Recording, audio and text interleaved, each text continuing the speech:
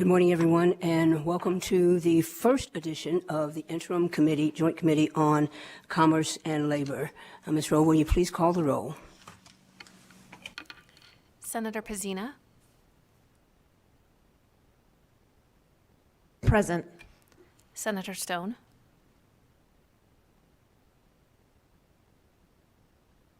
Assemblywoman Backus. Present. Assemblywoman Kasama.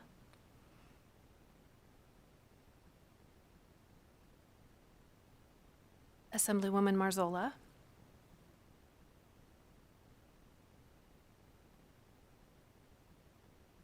Assemblyman O'Neill. Here. Assemblywoman Torres. Here. Chair Spearman. Here. Thank you. And please mark the members that are absent present once they arrive. So we do have a quorum. At this time, I'd like to take a few minutes to allow all the members to introduce themselves, and if the members would please include your district, the district you represent, as well as your goals for the committee during the 2023-2024 interim. And I will start with the Vice Chair.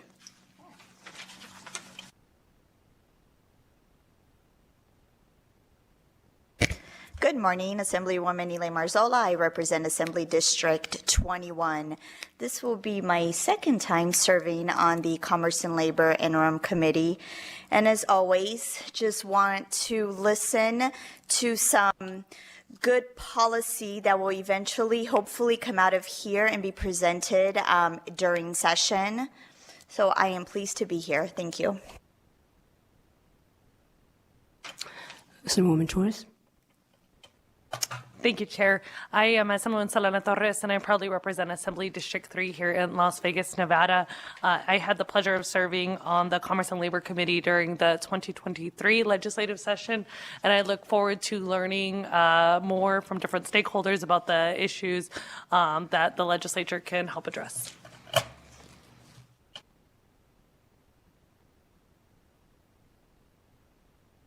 I said committee members, but I want committee members and staff, so we can just go right down the line. Okay? It's okay. Thank you, Madam Chair. My name is Sam Quast. I'll be serving as the committee counsel. I've been with the LCB since 2018, and I previously served as the committee counsel for the Assembly Committee on Commerce and Labor. I'm pleased to be here.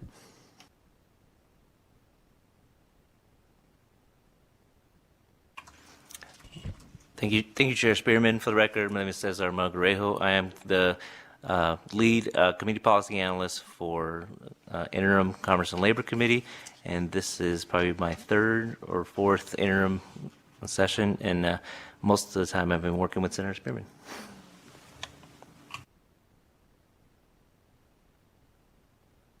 Hi, good morning. My name is Julie Pizzina, and I'm here as an alternate today for Senator Roberta Lang. Happy to be here. I served on the Commerce and Labor Committee in the Senate this last session with Chair Spearman and Cesar Majarejo. Pleased to be back. Looking forward to tackling the issues. I represent Senate District 12, which is Green Valley Ranch, West Henderson, and Silverado Ranch. Thanks. Good morning. I'm Shay Backus. I am the representative for Assembly District 37, which is in the northwest portion of Las Vegas. This is my first time serving on the Interim Committee for Commerce and Labor, and I would say my goals are looking forward to having policy discussions that will feel a little slower than the 120 days and prepare us for next session. Thank you, Chair Spearman. Davis Florence with the Research Division. I'm the backup policy analyst this session. I've been with the Research Division for a year now, and this is my first time staffing the Interim Committee. Thank you. Welcome. Assemblyman O'Neill. Thank you, Chair. Assemblyman P.K. O'Neill. I represent Assembly District 40, and I'm somewhat the lone survivor up here in Carson, it looks like. But this is my third time on the Interim Committee. I appreciate the time and the energy that we have to look for, as was said, prepare for good legislation that we can present at the next term. And that's it. Thank you. Thank you. And I believe we have Joe Stegmeyer sitting next to you, our legal counsel. Thank you, Chair. I'm Joe Stegmeyer. I'm co-counsel for this committee during the interim. I served this committee during this past session, and I've been with the LCB since 2019. I look forward to serving you all again this interim. Thank you. Thank you. And I am Senator Pat Spearman. I represent Senate District 1, which is most of North Las Vegas. And I've been on Commerce and Labor since 2014 and chair since 2017. I'm happy to be here, and I'm happy to be working with this august body. I know we're going to get a lot of work done. And one thing that you should know about me, and that is any ideas that you have, I really would like for you to bring them forward, because our job here is really to discuss issues and challenges and try to solve them as best we can so that the people of Nevada can have a better quality of life. We've got John Clusera, who's not present, but he'll be our fiscal analyst, and Bonnie Hoffaker is the committee secretary. So filling in today in Carson City is Crystal Rowe. Crystal, would you like to say anything? Thank you, Chair Spearman. My name is Crystal Rowe. I am filling in for Bonnie, like you said, and I'm a senior research policy assistant with the research division, and I have previously assisted with Commerce and Labor the last 2 interims. Thank you. Thank you. And so just before we begin, let me start with some housekeeping measures. I'd like for everyone to kindly look at your telephone and your tablet or your laptop, anything that'll make a noise, and make sure that the volume is turned down or turned off or on mute. We want to make sure that no one is interrupted when they're doing a presentation. Next thing I'd like to do is remind everybody that when you speak, those of you who are speaking, once you complete what you're going to say, please, please, please turn your mic off so that we don't get feedback. And along those lines, when you speak, because people are watching and or listening to us online or on YouTube, if you do not speak into the mic, then the people who are watching cannot hear. And we do them a disservice. So if you've got a soft voice, just get about as close to the mic as I am to make sure that people can hear you. That would be greatly appreciated. The committee will meet 6 times during the interim, and Las Vegas will serve as our primary meeting location with video conference to Carson City. Members and presenters are encouraged to participate from whichever location is most convenient. The committee's meeting materials can be found on the Nevada Legislature's website. You can also sign up for electronic notifications related to any activity on the committee's website. If you wish to testify in person, please sign in at the table by the door and leave a business card. If you do not testify, you may also want to sign in so there is a record of who is interested in a particular topic and the event and the committee that the committee needs to contact you, and if the committee needs to contact you. And as I've already said, please, please, please make sure that you're speaking into the mic so that people can hear you. We'll have public comment period at the beginning and at the end of the meeting. Public comment is limited to 2 minutes per speaker. In addition to testifying in person, members of the public may provide public comment in 4 different ways, all of which are listed on the agenda. You can provide public comment by calling 888-475-4499. That's 888-475-4499. Then entering meeting ID 836-0955-5245 and press pound. Or you can email comments to clinterim@lcb.state.nv.us. You can mail written comments to the Research Division, 401 South Carson Street, Carson City, Nevada, and by faxing at 775-684-6400.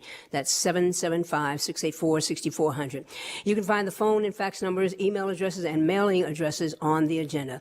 And with that, let's get started, and we'll start off with public comment. Anyone who has public comment.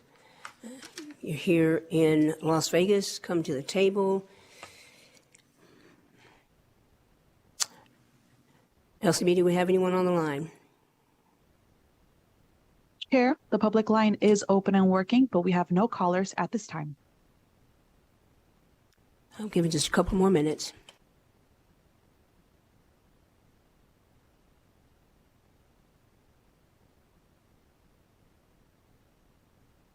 So it appears we do not have anyone who wants to make public comment at this time. And remember, there'll be another public comment at the end of the meeting.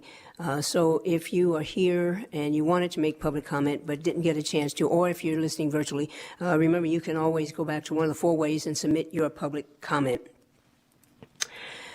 So agenda item number 3, a review of the committee's duties and responsibilities. And I will call on our policy analyst at this time.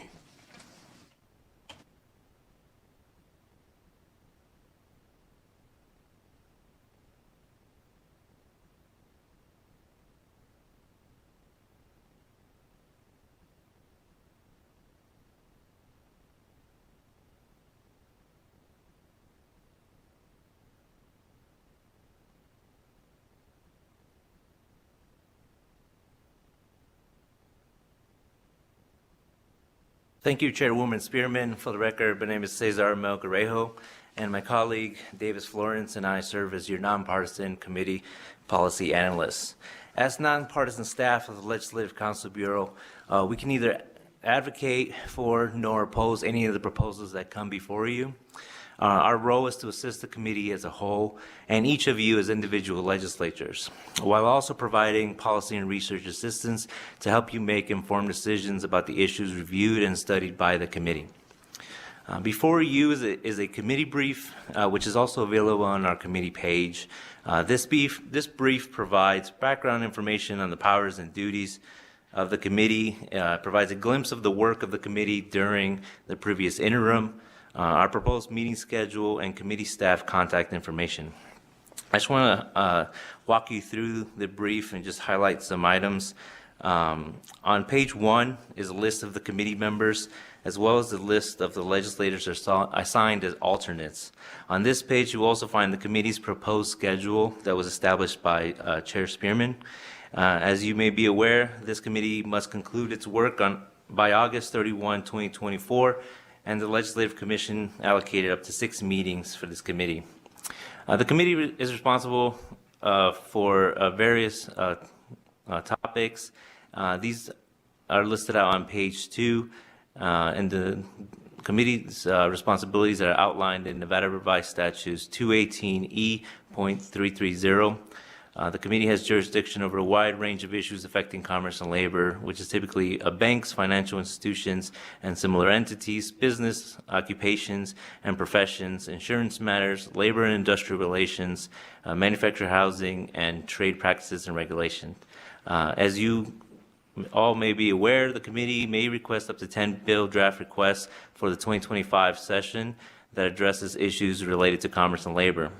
These BDRs must be submitted to the Legal Division of the Legislative Council Bureau on or before September 1, 2024, and the work session will be conducted at the last committee meeting, which is tentatively scheduled for August 22, 2024, during which the members will vote to submit certain BDRs. In addition, the committee has a duty to review certain statutory reports. These additional duties were established by several of the measures passed during the 2023 legislative session, and a list of these and description of these reports is found on page 2.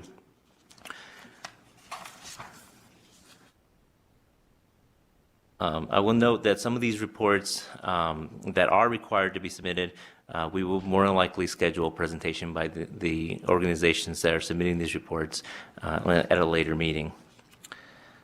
On page 2 and continuing on page 3, this contains information about the recommendations proposed by the committee during the last interim.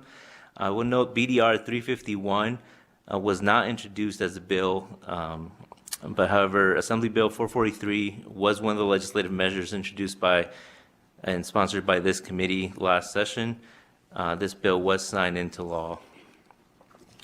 The committee has also approved recommendations for letters and a statement in its final report relating to encouraging the Department of Employment, Training, and Rehabilitation and the Governor's Office of Workforce Innovation to develop a shared definition of a credential of value and create resources to help Nevadans find career training or learn a new skill. The committee also sent a letter requesting to allow the state of Nevada flexibility to set its own staffing requirements concerning the use of merit staff for delivery of employment services. This letter was sent to the federal delegation. And finally, there was a letter sent to the Nevada Commission on Minority Affairs, Department of Business and Industry, to facilitate the implementation of Bank on Nevada initiative to increase the use of certified financial products and reduce reliance on alternative financial products. Madam Chair, I will pass the rest of the brief review to my colleague Davis Florence. Thank you, Chair Spearman. For the record, my name is Davis Florence, nonpartisan staff with the Research Division. To continue on with the committee brief, you will find a list of the priority issues of study on page 3. I'd like to note that the committee will be having a discussion on these topics under agenda item 4, but briefly, these priority issues include the regulation of occupations and professions, health insurance and other forms of insurance, general business, employment, financial and trade practices, labor and employment, and lastly, residential property. Additionally, the committee may pursue any other matters in its jurisdiction as needed based on current events. On page 4, there's a list of relevant reports and audits that might be of interest to the members. If you need any help in accessing these reports, please let us know and we'd be happy to help you get those, or a lot of them are available through the legislative website or the individual occupational and professional licensing boards. Finally, you will find a list of our committee staff and their contact information.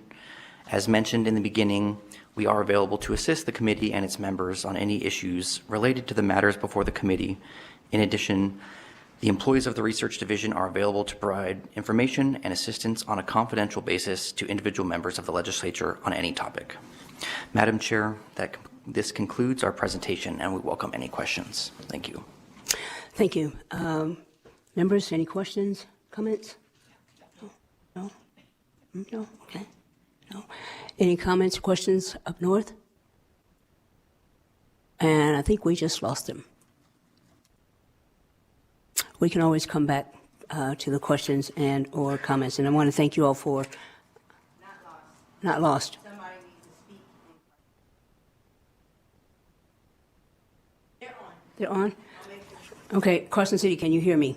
We can hear you loud and clear.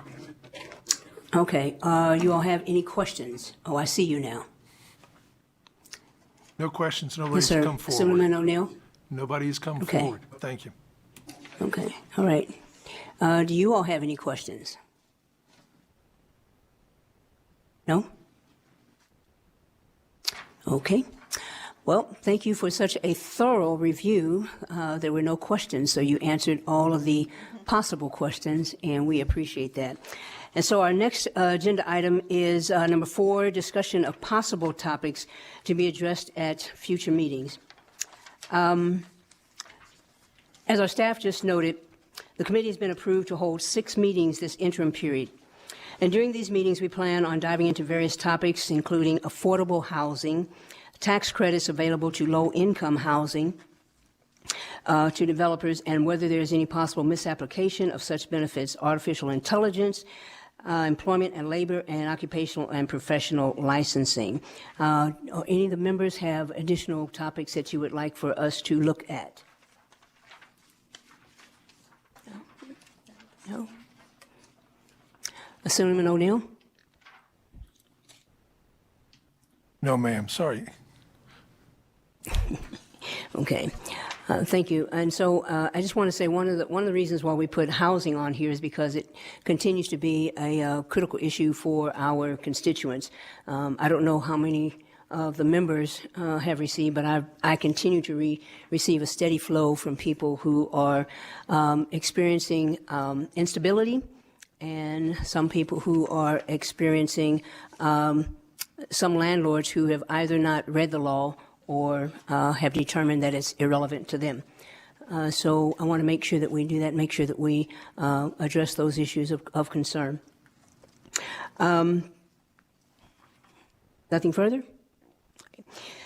So, agenda item number 4, presentation by the Division of Insurance, DOI and B&I, and presentation of the current efforts to regulate the service contract industry.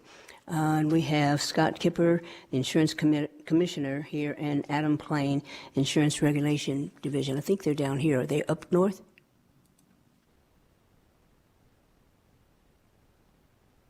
They're coming to the table now. I see. Chair. Okay. This one first. My bad. My bad. We'll go back up to it. Morning, Madam Chair and members of the committee. For the record, my name is Scott Kipper. I'm the Insurance Commissioner here for the state of Nevada. Joining me at the table is Adam Plain. So, Adam, excuse me, Scott? Yes, Scott, ma'am. Yes. if you will, my humble apology, I skipped over one section that gives us the overall view of BNI. So if you all can just step back, I think the chairs behind you are still free. And we will go to the presentation on the Nevada Department of Business and Industry. Christopher Sanchez, Director, Deputy Director, Perry Fagan, Deputy Director, and Marcel Scherer. Did I get that right? Okay. All right. So my apologies. I usually read this stuff off my computer, and I'm trying to read it on the paper, and my eyes haven't adjusted. So please forgive me. Thank you, And Chair give me the- Spearman. Thank you. Thank you for the opportunity for our agency to come in and present. It's been a great pleasure to serve as the Director of Business and Industry. I've been in the job about 2 months, so I'm learning. Many of the questions that you may have, I probably have myself, and so we'll certainly seek to answer those questions. And in the event that we can't, we will follow up very, very quickly with the answers as the week progresses here. A couple of things I wanted to just brief overview of the presentation. So, as you're used to, and we always prepare PowerPoints for these presentations, I think the way that I'll move through this is both Perry and Marcel will be participating as we get through some of the slides. But I wanted to really highlight my findings in the last 2 months as I've been kind of doing a survey of the agency as I'm coming into it kind of with fresh eyes, so to speak. I also want to just reference that it's been great to come into an agency that historically, with the directors that have served in this position, who have done such a great job in running a very good organization, and so that's been really great to see. So I think what I'll do is I'll dive in here. I'm going to go to slide 3. I think Perry here is managing our slides, and just start with the overall numbers. So we have 11 divisions of business and industry. Each of those divisions are run by an administrator. Historically, the agency was established in 1993. It was the Department of Commerce existed prior to that. Then business and industry started in 1993, and it's been an agglomeration of agencies over time. And so we have many divisions which over time kind of migrated to the agency, but were individual agencies at one time themselves. We now have 62 commissions, boards, and advisory committees. As a result of SB 431, we picked up 37 boards and commissions. We are in the process, and I'll speak a little bit about that process as we progress through the presentation, of bringing those committees and boards in, but we have to stand up a division to meet the guidelines of the statute, and we are working in that now. We have approximately 700 employees out of 800, so we are down about 100 employees, which is a priority of mine to get the agency fully staffed. That translates into about 192,000 lost hours of production every year at about 4,000 hours a week or 16,000 hours a month. And so it's something that is top of mind for me and priority, as we know that that has an impact on our teams. And the business and industry team is one that is just exceptionally dedicated to our constituents and the state. I made it a priority in my first few weeks on the job to visit all 15 offices and every staff member that was not out sick or on vacation. As part of those visits, I wanted to hear from the teams, and I'll share with you some of the things that we're doing to, as a result of those initial visits, to look at business and industry holistically and drive some changes. As you can see, only 1.7% of the budget comes from the general fund. Much of our agency is funded through industrial fees, and there's some highway fund dollars in there as well. Slide 4, the director's priorities, my priorities. First and foremost is to support the business and industry team. I mentioned 700 employees, dedicated staff, and we're looking at ways to enhance state service for those employees. And many of you are aware with the programs that we've had in place for a number of years across different agencies. The Infinite Work Program, for instance, for new moms to be able to bring their child in for the first 6 months is one that we embrace and will continue to do and ensure that we are able to provide that space. We're looking at daycare options. Not providing or subsidizing daycare, but ensuring that we have daycare approximate so that folks have an easier time getting their kids to a daycare facility. We're looking at ensuring that our, well, one of the things I'm interested in, and we're just starting this, and much of what I'm going to talk about today is new, and so be happy to report to the committee in a few months about where we're at in that progress. But working with local governments to kind of map out our employees and where they're coming from in the valley and what transportation options are there to provide transportation services. DIR, Department of Industrial Relations, for instance, has over 150 employees, just the one agency that's coming to our building. So looking at that, looking at the quiet rooms for nursing mothers to make sure that they are inviting rooms. We have an opportunity, I think, in our building to enhance those facilities, and we're going to do that. Very thankful for the governor and the legislature to providing increases for state employees, very helpful in terms of morale. But we're also looking at all the other things that we can do as an agency to take care of our employees and ensure that they have a great working environment and that they enjoy coming to work. And we're also looking at our ability to provide timely and accurate service to all of our constituents across the state. There are gaps. There are divisions that are unable to serve their constituencies or our constituents across the state. We will be putting together plans for how we can solve those issues and add staff where necessary to ensure that we can meet those requirements and serve everybody. I mentioned fully staffing the department. Of the 100 positions we have available, we will be holding a business and industry job fair, and I look to be doing that quite soon. And that'll be specific to our agency. One of the things that I've initiated straight away here and that we're working on right now that will be due back to the director's office by the end of March is strategic plan review, key performance indicator review, SWOT analysis, and gap analysis for every single division within business and industry. I'm really trying to get at how we can do our jobs better, how the agency can improve, what policies and procedures we have in place within the agency that have existed for years but often are a hindrance to the administrators being able to run their individual divisions. Often in state government and bureaucracy, and I've been a state employee now for 11 years, sometimes we have new policies and procedures that are put in place internally in agencies that happen for a very specific reason, but as time goes on, we can't remember why that policy was put in place or how it happened. And so a thorough review of those policies internally, I think, is beneficial to an organization to understand and make sure that those policies that we have in place are actually enhancing our ability to deliver services to the constituency. We're looking at the strategic plans on the process through which those strategic plans are developed within each of the agencies. We are also looking at a top-down and bottom-up approach, so where we're having the SWOT analysis completed by all the division directors, not just the administrators. And the idea there is to capture feedback from all the leadership in the organization to really determine what we may need to do and prioritize moving forward to address challenges. I'm very big on empowerment and making sure that all of our division directors are able to own their division, so to speak, to do their jobs, and that we don't have any encumbrances in that happening. And then lastly, invest in technology. And so, and I'll talk a little bit about this as we get into some of the more specific divisions, but you know, one of the ways that we can negate some of the challenges with staffing is to ensure that we have technology, that we have databases that function well, that we have databases that support our employees, that are not, you know, archaic and have been around for a long time and have not been able to be updated. And those are challenges that we actually currently have within the agency that we're addressing. And so I'll get into more detail about that as we progress through the presentation here.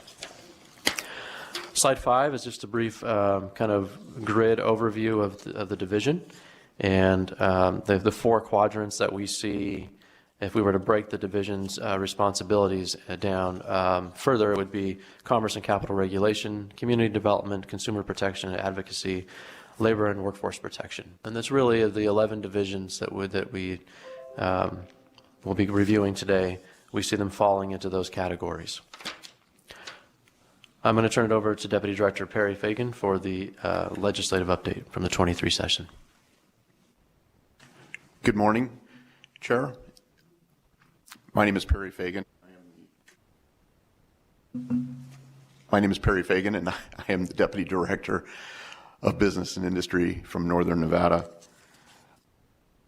The list that you see in front of you is not all inclusive. There's obviously many pieces of legislation that have come through over the last cycle.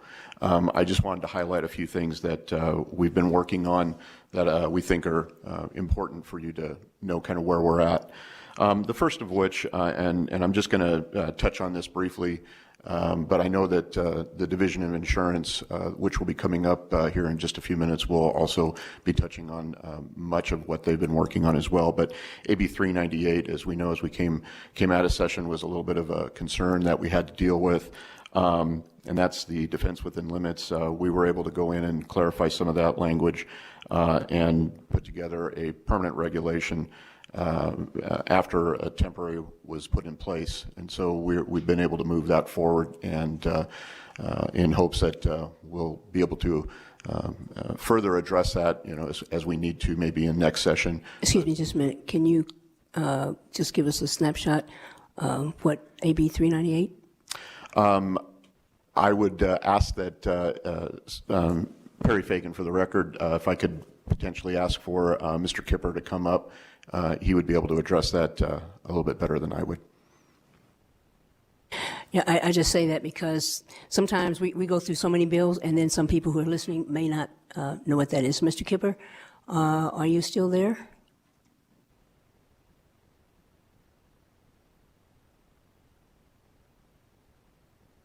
Good morning, Madam Chair. For the record, my name is Scott Kipper, Insurance Commissioner. And AB 398 was a bill that was put together that essentially said that defense costs are now within the limits of general liability policies. What this did was clarified well, let me start over. The bill addresses policies of liability insurance, and the defense within limits costs were outside of those, or were inside those limits of the policy. Now they're considered outside of the limits of policy, so the consumer will be a little bit better off because they will get their full benefit. The defense cost will be paid by the policy to the representatives who represent them. The effect of this bill is that the cost of liability insurance potentially could increase. We are seeing some pushback from the industry as to wanting to remain and sell these policies. We put together at the Division of Insurance an emergency regulation, which was signed by the governor and was in effect for 120 days. During that 120 days, a subsequent permanent regulation was assembled and put together. That was approved by the Legislative Commission, and it narrowed the application of these policies to 5 different forms of general liability insurance: personal auto, homeowners, general liability, fleet services, and medical malpractice. The new permanent regulation that addressed those 5 lines seems to have settled the market somewhat, and has been proven satisfactory to those people that are, or those carriers that are writing and those entities that purchase, especially large purchasers of these liability policies, are somewhat satisfied at this point. So, Madam Chair, I'd be happy to try to answer any questions that you have. The division continues to work with carriers to make sure that the marketplace that purchases liability insurance remains solid and sound, and that those policies are available to consumers within the state. Thank you. Members, any questions? Senator O'Neill, questions? No, ma'am. Thank you, Chair. Thank you. And Mr. Kipper, thank you for giving us a detailed, many times when we're familiar with the nomenclatures, but sometimes people are not. And I think that it's real important, especially when we're talking about insurance, for people to understand what just happened, especially if there's some conundrum in there that needs to be fixed or needs to be adjusted by law. So thank you both. Okay. Thank you, Chair. As for the remaining items that are on this short list, if there are some concerns, I would probably need to have those administrators get back to us with some information. But just to give you kind of a brief update here, and again, Perry Fagan for the record, Deputy Director with B&I. SB 274 changed Nevada Industrial Insurance Act. This draft regulation is currently at the LCB with some technology enhancements that have already been completed as a result of that bill that came through. And then we're currently working on bringing in we've got at least 3 of the 6 staff that were approved as part of that bill that have been approved to hire. We have 3 more that we're looking to get approved through LCB and moving forward, but two of which have been hired currently. So we're starting to build that out and make sure that those enhancements are taken care of through DIR's card system, which is a pretty massive undertaking, trying to update that and getting it moving forward. So there's a lot of pieces with that. Financial institutions as well has several bills that came out of last session where we're working on bringing on staffing as part of those bills that you can see here with regard to debt buyers, earned wage access, money transmitters, and student loan services. The student loan services, I can tell you, is going to be a large undertaking for the division as we continue to work on that. Because student loans is not something that we've dealt with in the past and moving forward, so that'll be a new area for us, and it's pretty massive as well. So that'll be a pretty large undertaking too as we push forward with that. We're getting ready to have the first workshop was held in November, and so we're pushing forward there. The Housing Division, I know, will be coming to you in February sometime, so I know that they will be bringing a presentation which will be addressing many of the issues that we're probably all very familiar with, but SB 450 and the Windsor Park relocation project that's working, and then AB 310, which is the Nevada Supportive Development Fund that's currently being drafted as far as regulations are concerned for that. And then the last item that I have on this page here is SB 82, which is the Apprenticeship Utilization Act, which is an overhaul there. They've been collecting, on this one, we're going to be collecting information. That'll go through the end of 2024, at which point in time we'll be able then to take that information and start working on drafting up regulations that'll come. But there's no requirement for that information to be actually provided to us by the people that are responsible for that, with the companies that are out there working on this product. We won't be able to bring that back until later on. So we've got until the end of 24 to compile that information from the workforce out there. But that concludes my information, at least at this point, from the last legislative session. Chris Sanchez, for the record, Director of Business and Industry. We'll follow up for the committee with a comprehensive list of all the bills that impacted the agency. It's over 4 pages, and there's quite a bit there. So we'll follow up with that material for all the committee members. Moving on to slide 7, SB 431, Office of Nevada Boards, Commissions, and Council and Standards. And so if you may recall that the intent behind the legislation was to provide kind of consistent operations for the boards and commissions. As part of that, we are standing up a new division within business and industry with a deputy director. We've been interviewing for that position for the last several weeks. We hope to have a job offer out soon for that new deputy director.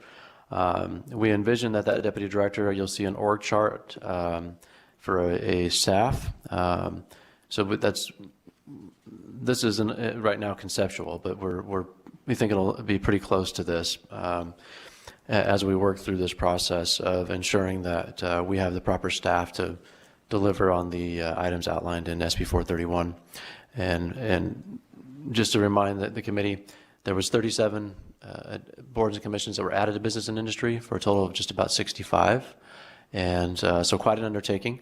And historically, many of those boards and commissions have operated kind of independently. And so we have to kind of do an assessment of how they're operating and what their standard procedures are. And then we've got to roll out standard operating procedure from the agency perspective, make sure that the hearings are being held in accordance with the public noticing requirements. And so this is a quite nuanced task. It's going to take some time. First and foremost, though, we've got to get the place staffed up. And once we get the division staffed, we will then dive into those policies and procedures and the nuances of how the boards and commissions function and how they're run. We'll be doing assessments in terms of looking at their staffing and frankly, just about everything that's related to how boards and commissions function in the state of Nevada through this process. And so I'm sure, in the future, as the committee is continuing to do their work, we can report back on how that's going. My goal is to have the division staffed completely by the end of the year. We will not wait to start to engage in these areas. Once we get the deputy director hired, we'll start the process of doing those initial assessments. We're looking at other states. We're looking to see what's worked in other states. Several other states are going through similar processes right now in terms of reviewing their boards and commissions. And so we think there's some best practices that we can glean in that assessment. And we're doing that work now. So we'll have more to report back on SB 431. I'll turn it over to Deputy Director Marcel Scherer for the report on the Director's Office. Good morning, Madam Chair, members of the committee. My name is Marcel Scherer, Deputy Director here in Southern Nevada. And again, as you can see, because BNI is a far-reaching organization, the administration is out of the Director's Office. That centralized administration covers areas such as the fiscal budget. We have collections, payroll, insurance, and resources. We also basically manage and coordinate the internal operations of many of our divisions, all of them. And if you access business.nv.gov, then you enter a couple areas. One of them is business resources, and the other one is consumer help. And when it comes to business resources, as you can see, we have the Office of Business Finance and Planning. In addition to the component of what we call financing for the system of entities engaged in business and industry within the state, that particular office also is in charge of what we call the private activity bond programs, is in charge of the new market tax credit program. And we have produced a couple of info products for the state. One of them is a high-level orientation of doing business in Nevada, and we call it the Business Support Ecosystem Chart. And the other one is the micro picture, which is basically small businesses and micro businesses. They need access to resources, information, and tools, and we have produced this wonderful info product, which we call the roadmap, which is the guide to starting managing and growing a business in Nevada. In addition to that, When it comes to consumer help, we have the Nevada Consumer Affairs Unit. And of course, they help people who have experienced fraud or deceptive practices out there. So again, consumeraffairs.nv.gov is their website, and they provide guidance and resources. We also have the Ombudsman of Consumer Affairs for Minorities, and this particular individual is heavily involved in what we call grassroots education and outreach. She has, Marianne Hickerson has a radio show, for example, Be Your Own Advocate, every week, and that give and take is done within Nevada, probably reaching 50 to 70,000 individuals at one given time, and it's done in Espanol. And the last piece here has to do with Nevada Commission on Minority Affairs. Heavily involved, they are the voice to minorities in areas such as education, housing, employment, civil rights, health, political empowerment, and economic development. We have produced a data hub that provides data basically in all these areas related to minorities. And that's many of the functions that, again, the director's office manages within business and industry. I will turn now things over again to Perry to continue with our presentation. Hey, can we just stop just a minute? So the radio show, how is that advertised? I mean, how do people find it or know that it's there? Word of mouth, resource partners, because this particular one is in Espanol. We go through the Latin Chamber of Commerce and many of the organizations, but it also is a virtual platform through Univision. So the outreach is tremendous. 30% of our population, as you know, Madam Chair, is Hispanic. And any given time, again, that outreach of 30 to 40 to 50 to 60 to 70,000 people are out there. But that's the way it's advertised. Okay, thank you.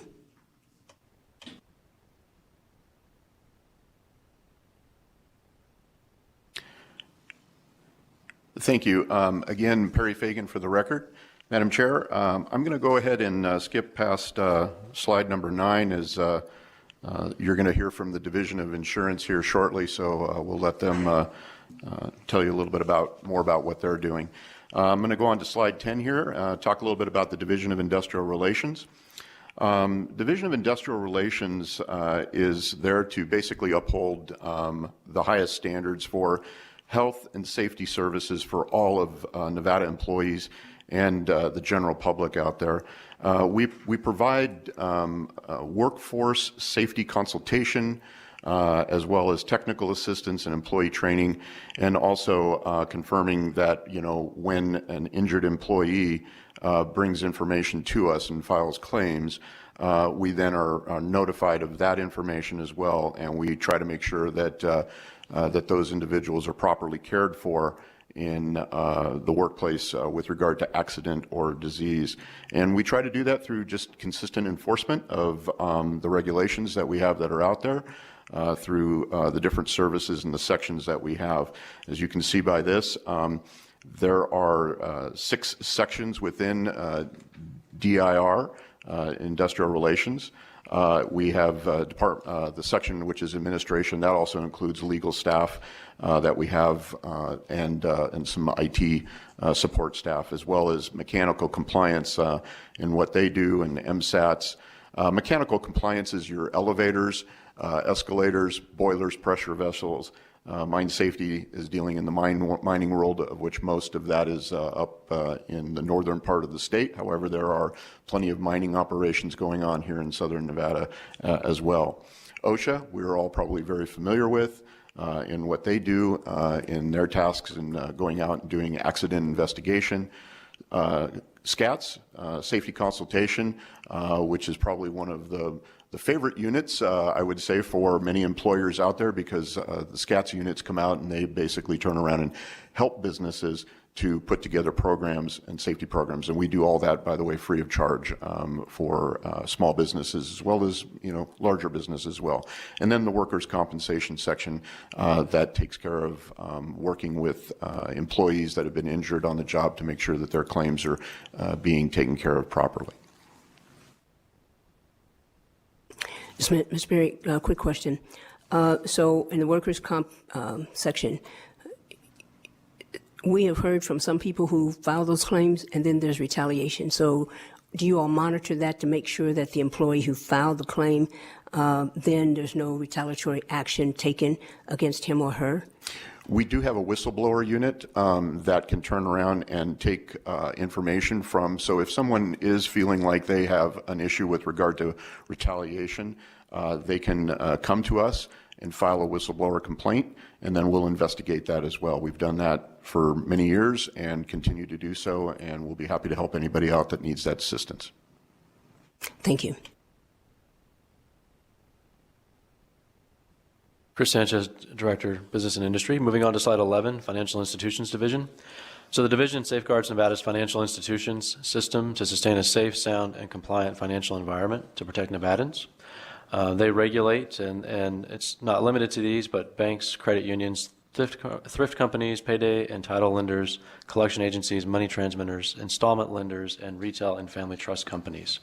One of the things that I wanted to highlight with the Financial Institutions Division, or FID as we call it, is that we are struggling a bit with our examiner positions.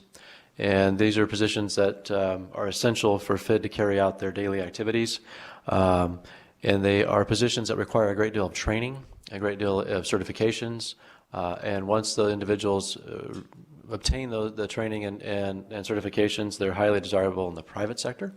And so we end up in a situation where we have folks that are kind of in and out frequently, and it's hard to bring examiners in given our current pay structure. So we will be coming back to the committee at some point, or the legislature, with a proposed increase in that specific category of a critical function for the FID, because we're having a hard time keeping those examiners in position long enough to do the job that we need to do.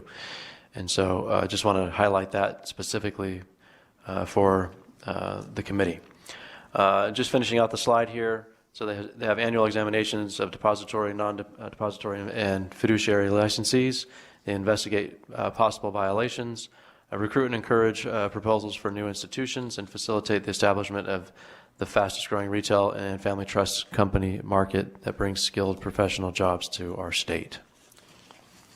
Moving on to slide 12 with the Government Employee Management Relations Board, our small, mighty team of 3.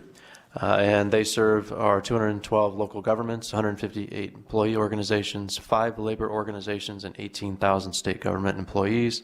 And they act as the administrative court resolving disputes between local governments and employee organizations. And moving on to slide 13, Mortgage Lending Division. Turning it over to Deputy Director Perry Fagan. Again, Perry Fagan for the record. Mortgage Lending Division, one near and dear to my heart. I spent about 20 years in the mortgage lending world before coming to work for the state. And so some things that I just want to kind of point out here. One of the things that we did over this last session was that we were approved to bring on a full-time employee in the area of IT, an IT professional 4. Now, I know that that seems like it might just be strictly for, setting up computers and systems and things like that, but that's really not what this role is for.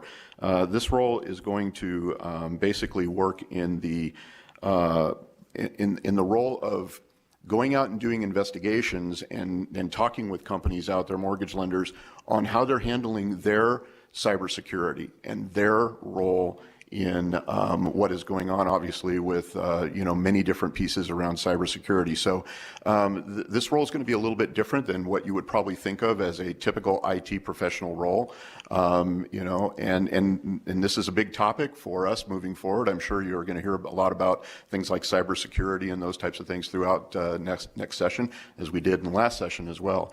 So this is something that's kind of new to us, and we're going to be building this out as we move forward over the next few years to come up with hopefully a great program and a plan for the mortgage lending side of things, to be looking at how we're going to adapt and make sure that we're keeping things safe. Again, this role is going to be one that's going to be working out with the companies to make sure that they're being compliant. And I'll pretty much leave that at this point, unless you have any other questions regarding mortgage lending.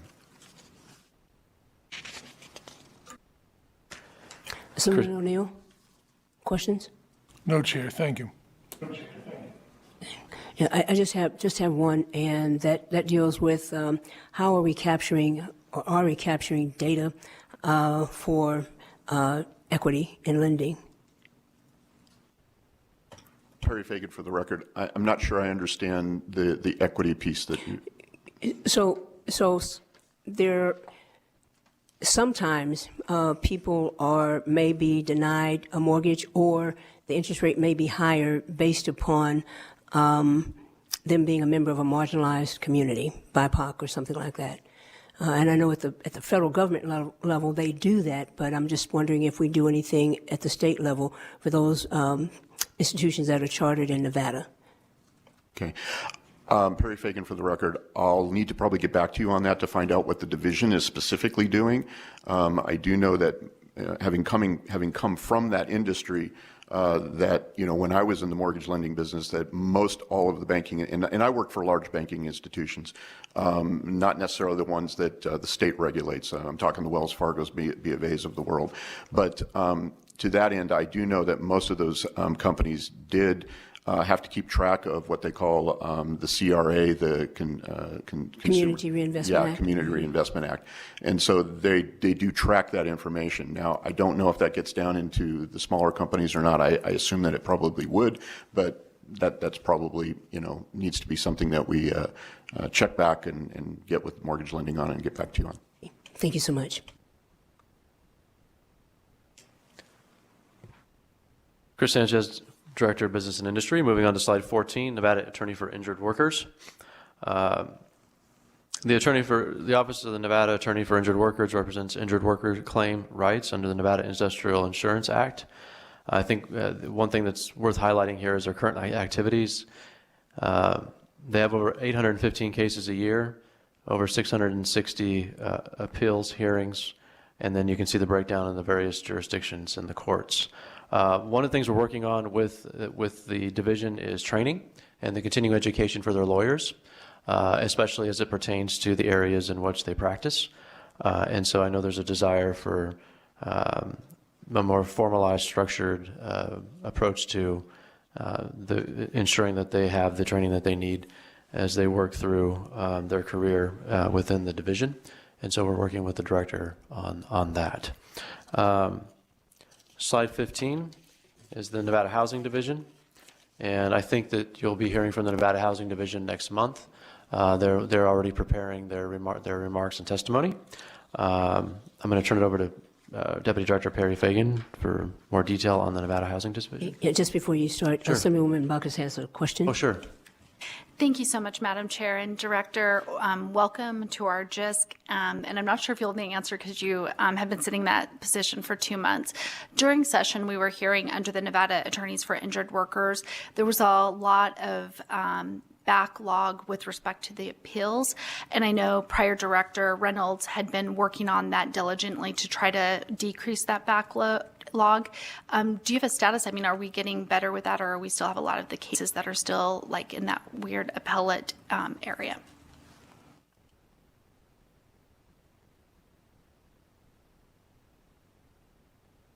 Chris Sanchez, for the record, Director of Business and Industry. Thank you for the question, and I'll have to get back to you with an update on the backlogs and where we're currently at.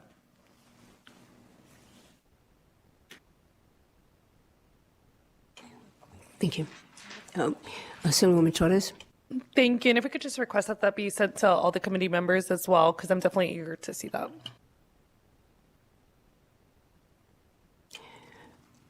Vice Chair? Thank you, Chair. I just have a quick question. How many attorneys do you have working under this division?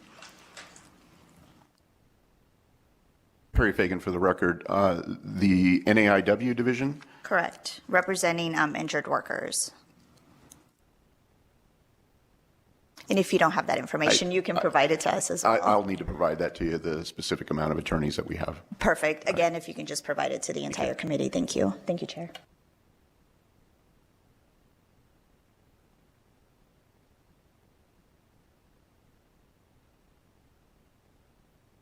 Perry Fagan again for the record. Just briefly on the Nevada Housing Division, just want to point out a couple of things. And again, they'll be bringing information to you here. I believe it's on February 7th when we get to come back again and speak with you about many different things that we've got going on. But just a couple things on some of the functions. The home ownership programs, which I think are vital. That's the Home is Possible program that is out there that helps homeowners with regard to getting into homes. The program is probably not utilized quite as much as it has been in the past because of interest rates and currently where that is at. But it's still a program that can benefit people and help out. And it works in all forms and fashions, from the Freddie Mac and Fannie Mae products as well as the VA products and just all the different home loan products that are out there. So they do provide lots of great services, and especially for the veteran communities as well in home ownership, and that's residential home ownership that we're talking about. There are caps as far as potentially as far as income is concerned, so they do look to try to help out the low and moderate, well, maybe not so much the low income, but low to moderate income areas. And then obviously with all the multifamily development, preservation of affordable housing. The other thing I think that's important here too, and this is the weatherization program that they work on, and that program is also a great benefit for folks, especially working with seniors and veterans and low-income housing to help support them through things like, in the wintertime, if there's heating issues, summertime, air conditioning issues. And so, one of the things to keep in mind here too is that we provide assistance to many of the organizations that are out there that do the work. So while we're not necessarily writing the checks to individuals, that's being handled through what the sub-recipients, so to speak. And so it's a great program. I know that if you have more questions on that, they'll be able to come and talk to you about these things. But there's obviously a lot of wonderful programs that we're working on right now with, again, with Windsor Park and Home Means Nevada Initiative and those types of things that they'll be reporting on. So I just have a question. Any committee members' questions? So I just have one question. So the Infrastructure Investment and Jobs Act had like 1.2 trillion in it, transportation, and 550 billion for things like weatherization and infrastructure, homes, and that sort of thing. Are we accessing any of that?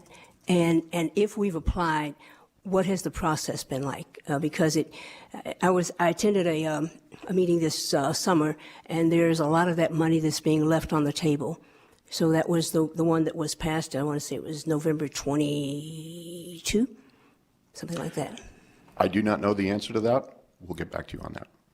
And because I think that could help greatly, especially if you're talking about doing energy, weatherization, and assistance and that sort of thing. So 550 billion. Okay, thank you. Chris Sanchez, Director. Moving on to slide 16, Nevada Transportation Authority. The Nevada Transportation Authority regulates our charter buses, limousines, movers, tow cars, and tour buses, and non-emergency medical transfers. We're working with the NTA right now on capacity. So as we've brought in a lot of new big events into Las Vegas, I think Super Bowl, F1 specifically in recent memory, and Super Bowl being in 2 weeks, we're looking at the NTA's capability to staff appropriately to ensure that they can, They have to go through and inspect every vehicle that's brought in. Every bus, for instance, has to be inspected. All the drivers have to be licensed. There's background investigations or checks that are done for the drivers. And so you can imagine in an event like the NFL where there may be 700 drivers coming in, 700 vehicles, for instance, that's a significant increase over their typical daily or annual allocation of funds for payroll. So we're looking at planning as well as their systems. They are working right now with each to develop an in-house database. We're excited about that because it eliminates the third-party vendor and provides us an opportunity to own the software and really develop the software that will best serve the needs of the employees at the NTA. And so that has been going on now for, I think, about 3 or 4 weeks. That contract is now signed, and we're working on the development of that database. So we'll have more to report as the year goes on here with respect to the progress of that. But the intent with the NTA right now is to ensure that EDC, F1, Super Bowl, and whatever else we're fortunate enough to be able to bring to Las Vegas, that we have the capacity to make sure that everybody's safe, that the vehicles are safe, and that we won't have any issues as a result. Any questions on the NTA? Okay, seeing none, moving on to slide 17, Office of the Labor Commissioner. So the Office of the Labor Commissioner is principal wage and hour regulator agency. They enforce private sector employment laws, including the minimum wage and overtime, breaks and lunches and deductions, employment practices, and employment of minors. Licensed private employment agencies and professional employer organizations, and administer the Nevada State apprenticeship programs. They also administer public works projects and prevailing wage and apprenticeship utilization act, issue public works project numbers, and calculate prevailing wage, and enforce and investigate potential violations, impose penalties, and disqualification. They have been working very diligently on apprentice programs, especially in providing additional education. Do you have you want to add to that? Perry Fagan for the record. Just add a couple of things regarding the apprenticeship programs, which I think is important information for you to have. A couple of things on this that I think are important. In fall of 22, there was 61 registered programs under the apprenticeship program. We currently have 67 as of January of this year. And in active apprenticeships, and I think this is the one that you'll enjoy hearing, is that we had 5,882 active apprentices that were in fall of 22. Currently, that number is 6,774 active apprentices. So this is an area I think that's probably, in workforce development that's probably near and dear to all of our hearts just a little bit. And a couple of things I think that are important to pull out of this, and that is there was, in August of this year, the State Apprentice Council approved the teacher apprenticeship program. And so this is an opportunity for people that want to get in and learn about the teacher, to become a teacher, where they could actually be, paid for in-class work that they're potentially doing, and providing. And this is for paraprofessionals, but this is a great program. Assemblywoman Torres. Thank you, and thank you for the presentation thus far. And so you mentioned the teacher apprenticeship program, and I know that I've had a lot of conversations with both the university here in Las Vegas, as well as some of the district and district leaders. What barriers have we seen to implementing this program specifically in Southern Nevada? My understanding is that there has been some pushback with CCSD in implementing it, and I'm just wondering if you could speak to that, or if you could talk a little bit about what that partnership has looked like thus far. I'm not aware of the pushback, but what I will probably need to do is get with our labor commissioner and get some information from her and the apprenticeship director as well to get that information back to you on that. Thank you. And if we could just get a general update on what that program looks like and the implementation, and also what districts have chosen to move forward with that program, I think that would be helpful. Thank you. Absolutely. Perry Fagan for the record. The other item that I just wanted to bring up on the apprenticeship side of things is that we have also been able to get into an agreement with the Culinary Union to provide an apprenticeship program there as well for people to, again, get into the field that are looking to,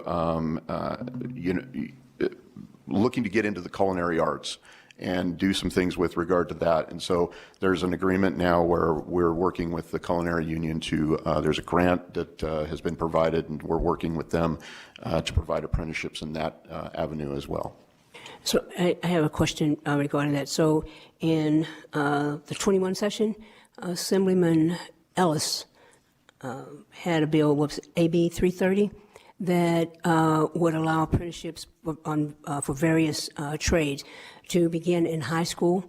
And once they graduated, it would be up to the organization, like if they were doing something with electricity. IBEW would determine how much of that would count towards their apprenticeship program. So how are we doing that? Because the whole purpose of that was to make sure that our high school students who had no intention of going to college, and everybody doesn't need to go, but they would get a jump start on that. So are we working through that? And I guess the same question, the second part of the question of Assemblywoman Torres, what kind, are we getting cooperation or are we getting resistance? Again, I'll have our Labor Commissioner follow up with some information and get you updated on that information as well. That's all I have on that. The next item, Perry Fagan for the record again, is I want to talk a little bit about the real estate division. Again, one near and dear to my heart a bit. Real estate division is doing very well with a little over 41,000 licensees currently. And through all the different things that are going on within the mortgage world and interest rates, things seem to be holding fairly steady. So this is good news for us.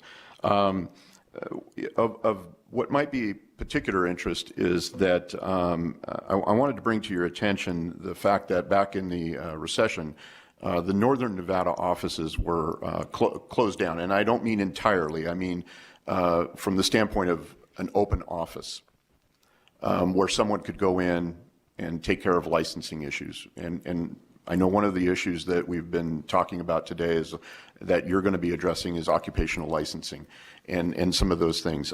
This is, I think, a bit of a concern for us within business and industry, and specifically within the real estate division. The office in Northern Nevada represents roughly 6,000 real estate agents. And while that seems like it might be a small number, as big as the state of Nevada is, it can be significant.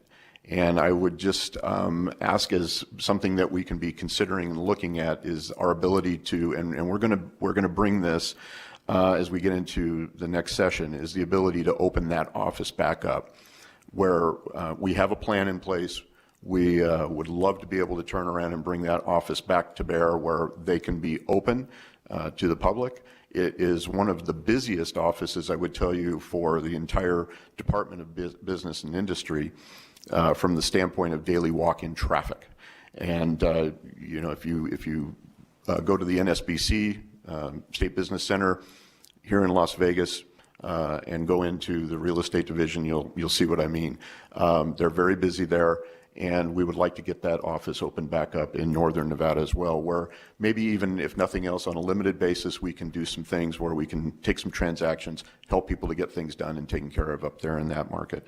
Otherwise, we have three boards and commissions that we work with. We have the Office of the Ombudsman as well for common interest communities, that's your HOAs, and that represents roughly 13,000 new units that were added recently, and about 97 new associations that were put in as well.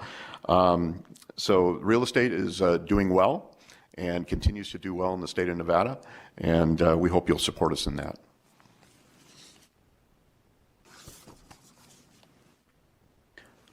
Chris Sanchez, Director of Business and Industry for the record. Moving on to slide 19, Taxi Cab Authority. I think the highlight here with Taxi Cab Authority is that we're still about 2 million annual rides below where we were pre-COVID. But even though the rides are down, we are looking at and supporting the authority as they invest in a new database, invest in new communications technology, and thanks to the legislature and the governor, we have a new fleet of vehicles that will be purchased for the taxi cab authority, and that fleet will be being delivered over the next, I think, 18 months or so. We have a interim administrator there, and we're working with the interim administrator on doing kind of an A to Z assessment of the authority and making sure that they have everything that they need to be successful. And same that I'd mentioned with NTA, taxi obviously is impacted by these events that are coming into Las Vegas and the increased demand. And so we want to make sure that the officers that are there, that are compliance officers, have the equipment that they need, that they're safe, and that they can communicate. And so we're making great strides in that. And in fact, by the end of this year, the database will be in operation, and the communications equipment will be deployed, and we'll be working with fleet services on the change out of their fleet vehicles. So in conclusion, appreciate the committee's Get a question from Senator Pazina.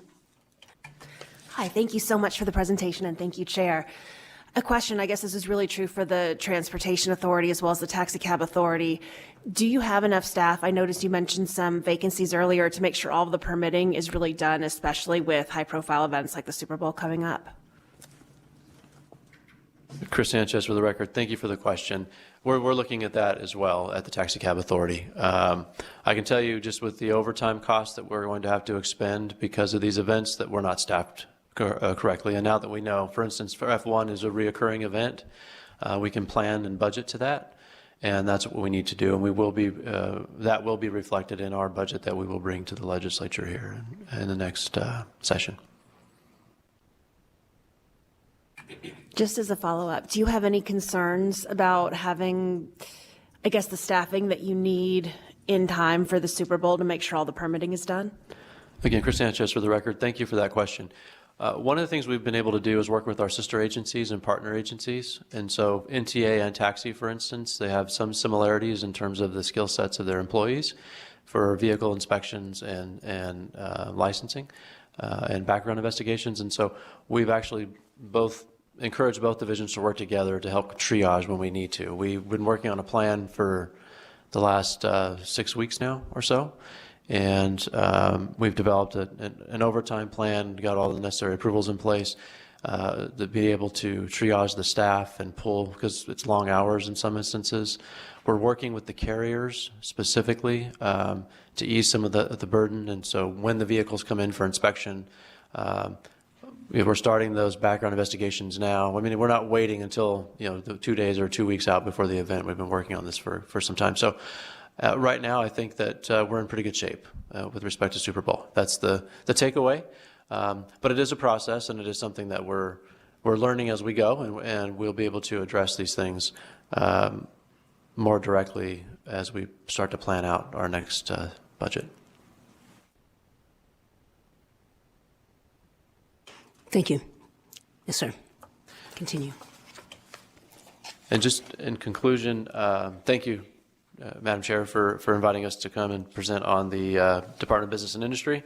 And I want to thank the committee for bearing with me as I'm still learning, and but hope in the months and ahead of us to be able to provide more depth in the priority areas that we're working in. Thank you. Committee members, questions? So I just have one, and this is on slide 17. Office of the Labor Commissioner, enforce private sector employment laws. And so does that include ADA compliance?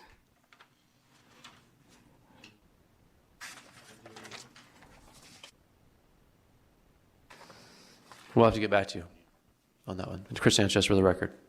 Yeah, because I've gotten a couple of requests from people who couldn't work full-time or couldn't do their exact job, but they could do some other job, but the employer decided not to do that, and so they're now unemployed. So, and especially in times like these, I just want to make sure that if if there is a remedy for them, that we pursue that so people know it's a federal law and we're not playing. Thank you, Chair. Chris Sanchez for the record. We'll get back to you with more information on that. Thank you. Additional questions, committee? Thank you all. Appreciate it. And now we will go to agenda item number 6, presentation by the Division of Insurance, current efforts to regulate the service contract industry.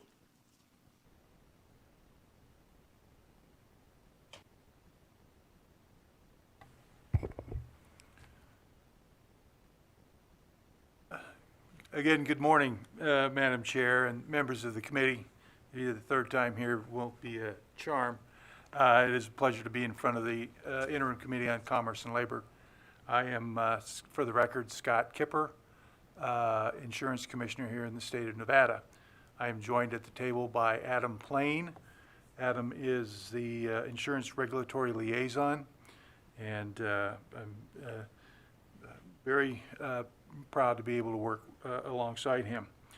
I've been Insurance Commissioner for 11 months, started right at the end of February of last year. However, this is my third time serving as Insurance Commissioner here in the state of Nevada. I started originally in early 2009 and also served from 2011 through 2015.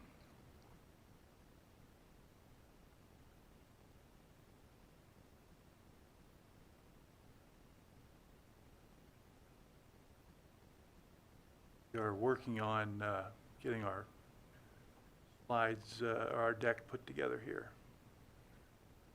There we go.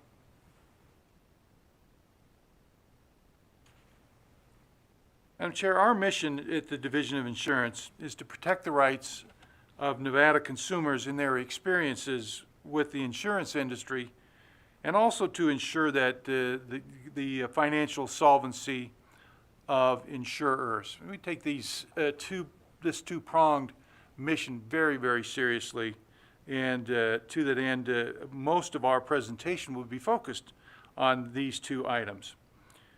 We enforce Title 57, which is the insurance code under the NRS. That title has 60 chapters. Plus, we oversee a portion of 4 chapters within the Division of Industrial Relations chapter, as well as 1 chapter within the cemeteries. We have obviously have very broad regulatory responsibilities. We also license approximately 1,700 insurance companies, captive insurers, and self-insured employers, and we also license over 260,000 producers, brokers, and agencies. So as you see, our reach is quite extensive. We oversee a $23 billion a year industry here in the state, $23 billion in premium. And to make that a little bit more relatable, that's nearly $8,000 per man, woman, and child in the state. It's a very big industry in our state. Our industry in this state generates roughly $600 million in premium taxes that go almost exclusively to the general fund. The division is an enterprise-funded agency and has been since 2009. What that means is that we assess those whom we regulate for our operating funds. So we have as you can see, or as you may hear, we feel like we're very self-sufficient, but provide a very, very important source of regulatory oversight. I want to talk a little bit about financial regulation. We monitor the financial solvency of insurers. What that means is we look at and make sure that they have adequate capital to meet their long-term commitments to Nevadans. We make sure that they have sufficient cash and cash flows to meet short-term outlays We do this by doing a quarterly and annual financial statement reviews, and we do this in depth, not only by analysts within our group, but also by contract examiners who work alongside our staff to make sure that these companies are doing and meeting their financial requirements. We also provide or perform contract examinations on those carriers doing business in this state. Generally, this is an every 5-year operation, but some per statute are more frequently. For example, for HMOs, it's every 3 years. We also have the ability to do these ad hoc or more often as we see necessary. And a prime example of this is an examination we performed earlier in 2023 on Friday health plans. We had some concerns in looking at their financial statements. We believe that the best way for us to really drill down and find some additional information was to perform an examination, which we did. The information that we generated from that examination indicated that the company was insolvent, and subsequently we put them into liquidation. On the market side, what we do is make sure and look at most rates that are charged to Nevadans to make sure that they are not excessive, to make sure they're not inadequate, and to make sure they're not unfairly discriminatory. We also make sure through this process that policyholders and claimants are treated fairly. And that to do that, we want to make sure that the insurance marketplace is competitive and is also welcoming to new entrants. A little piece on the what we do on the market side. Over the course of the year, last year, the division received 3,518 consumer complaints. We have an entire staff that investigates and works with the complainants and also with the carriers to ensure that those contracts and the promises that those insurers have made to our consumers are followed through on. And through our intervention in last year, we generated an additional $7.8 million that went directly into the pockets of Nevada consumers. Excuse me. Here's a list of just some of the products that we regulate. On the insurance side, obviously the obvious ones: auto, home, health, dental, life, and so forth. But we also are tasked with overseeing additional industries such as motor clubs, sureties, funeral and cemetery, bail bonds, and more. We do this with 88 FTEs.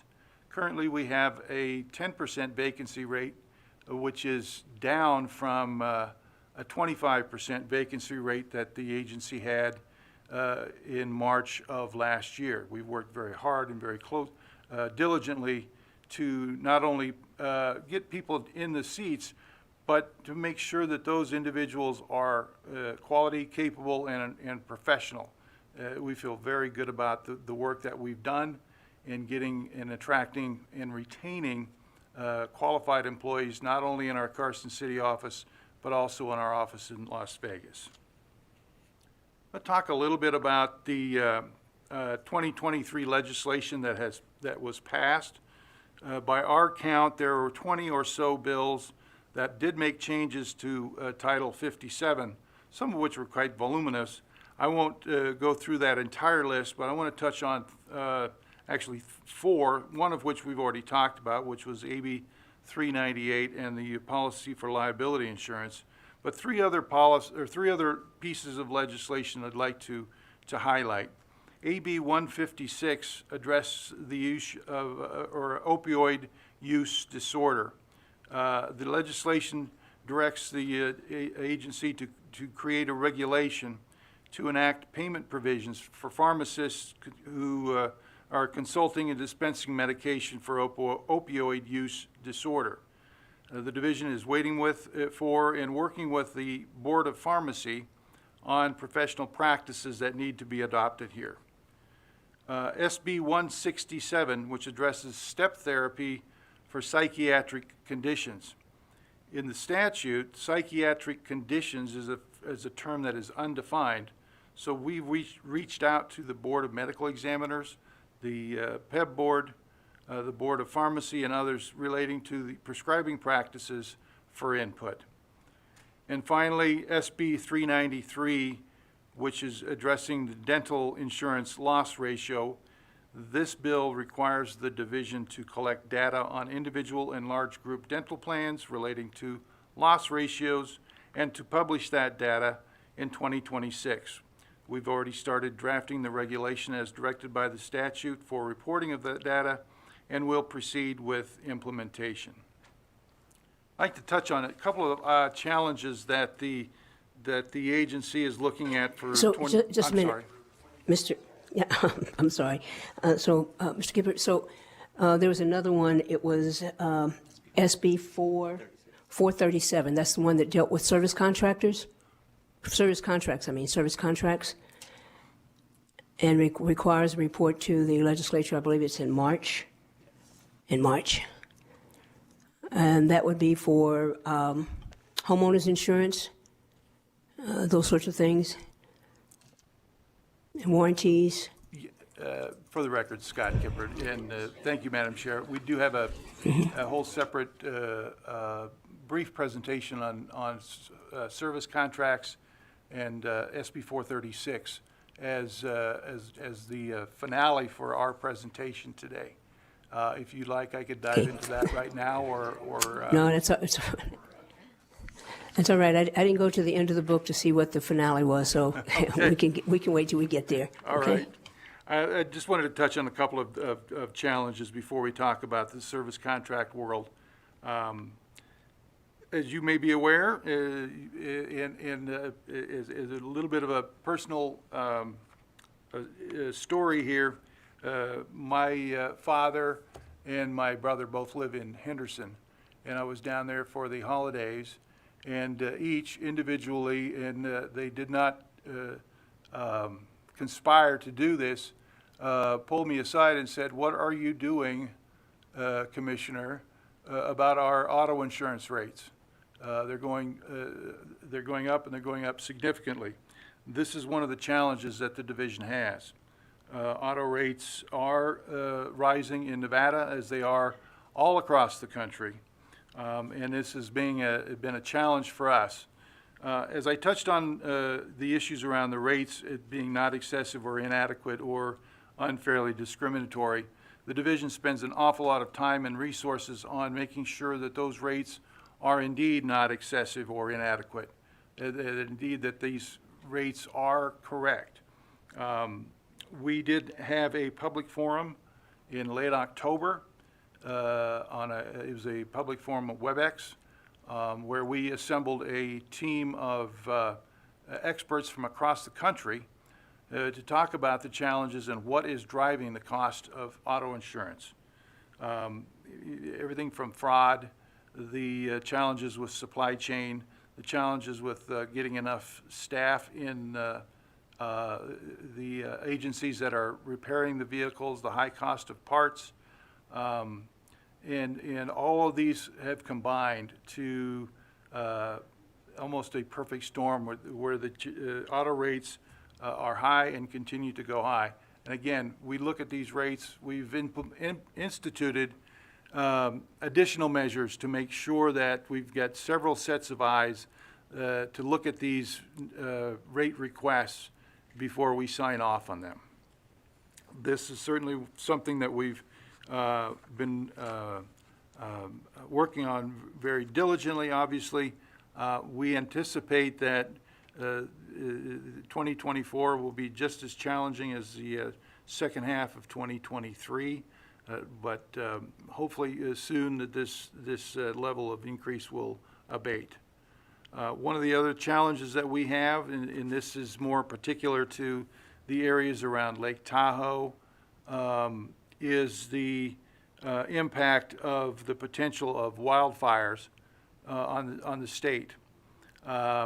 Unfortunately, this area is right next door to California that has been severely impacted by the effect of wildfires and its effect on rates for homeowners. There is this bleed over from California is starting to affect access as well as the cost of homeowners insurance, not just in the Tahoe Basin, but over the hill into areas of southwest Reno, Carson City, Douglas County, and Minden and Gardnerville, along with actually places like Elko. This is something that staff is spending an awful lot of time on, and will be taking up a great deal of our energy and resources over the course of 2024. And finally, the last challenge that we have is technology and the technology changes. The insurance industry is morphing, and you touched on it earlier, is one of the items that this committee will be looking at over the course of the year as artificial intelligence. The part of, in the course of technology and its evolution and the speed does present challenges to us at the agency, trying to maintain or keep up with the changes that are taking place within the industry. So we are working very hard to make sure we keep pace with that speed of change, and this will drive a lot of our resource requests as we work through our budget and get prepared for the 2025 legislative session. And Madam Chair, with that, I'll start in on our discussion on service contracts. So just a minute, Assemblywoman Bacchus has a question. Thank you so much, Madam Chair, and thank you, Commissioner, for your presentation. And I'm kind of a little delighted to hear that your family in Henderson is also complaining to you about auto insurance rates, because it seems like something that my constituents typically reach out to me about. One thing is, and I'm not sure, it looks like that the division looks at inadequate or unfairly discriminatory practices. But what I was seeing was potential material misrepresentation by the carriers to the insured, indicating that we had passed increases on taxes for premiums, and that's why their auto insurance had increased, which made me scratch my head because I didn't remember passing that and had to dive in, get to the bottom of that. Do you ever look into those type of situations? Because I probably have some constituents I'd happy to refer to your division. Madam Chair and Senator Bacchus, for the record, Scott Kipper.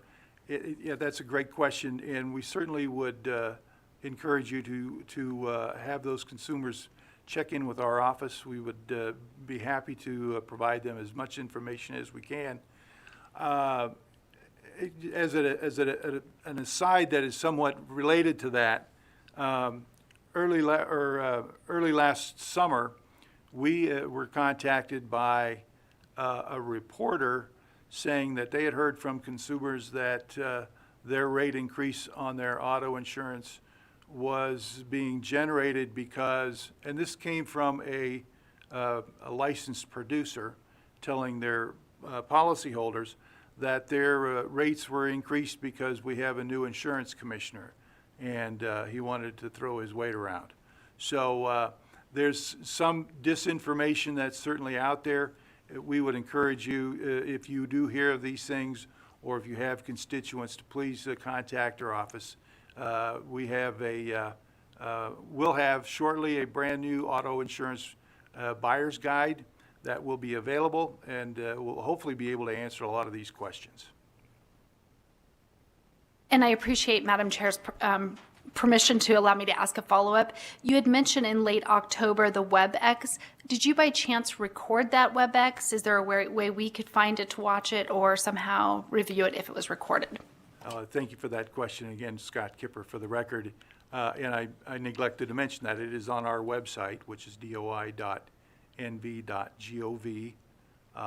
It is about an hour long, And we certainly encourage all of those who are interested to observe it. Again, the participation was from a national panel of experts, and I think it was quite informational.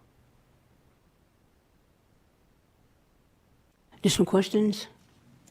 So I guess I just have one, and it's probably rather pedestrian. But if people are misrepresenting that sort of information, especially if it's in writing, and even if it's not, is there a penalty for that? Because misinformation and or disinformation appears to me, and I'm not an attorney, but appears to be a deceptive trade act. So I don't know. But it seems like whoever is doing this, there should be a way to make sure that their understanding gets clearer, that you don't do that. And you probably only have to do that once or twice before everybody else falls in line. But I think that's quite egregious because consumers have a right to know why their rates are going up, if they're going up. And it can't be some type of superfluous explanation, like we raised the rates or you did it because you want to throw your weight around. So are there penalties for that? Madam Chair, for the record, Scott Kipper, Insurance Commissioner. There is an entire chapter on unfair trade practices.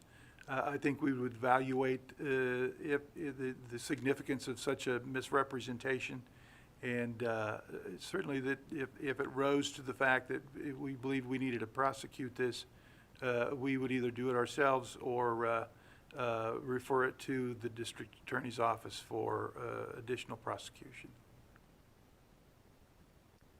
Yeah, because I think, one of the things that comes to mind when they, if an insurer is going to raise their rates, then consumers have a right to know why, because that would then allow them to shop around for another carrier. And so the very fact that they are misrepresenting that, in effect, what it does is it locks the consumer into a policy that they may or may not want.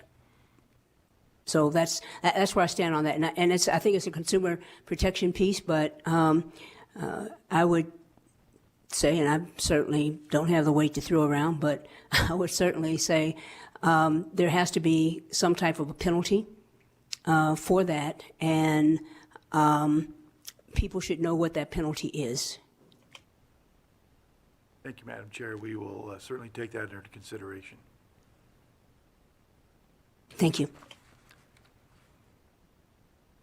Madam Chair, for the record, Scott Kipper, we spent some time, you and I, talking about the issues around service contracts during the 2023 legislative session. Out of that, an AB 436 did provide a requirement for the division to provide a report to the legislature annually, starting in March of this year, on the state and the status of the service contract industry. I wanted to provide you a little bit of an overview, knowing that the report that is due in March is currently being worked on, and but I do want to give you some background and a little bit of a status as to where we're at. Excuse me. In 2022, which is the latest year that we have good information on, the service contract revenue in Nevada was at least $596 million. In that same year, claims amounted to roughly $164 million. This equates to a loss ratio of about 27.5%. Loss ratio being simply the amount of benefit to consumers versus the amount of premium that is taken in. There were 7 million contracts sold in Nevada in 2022. This just sounds high, but 3.5 of those contracts dealt with portable electronics, so service contracts on your cell phone, for example. There were 1.4 million consumer goods contracts sold in the state.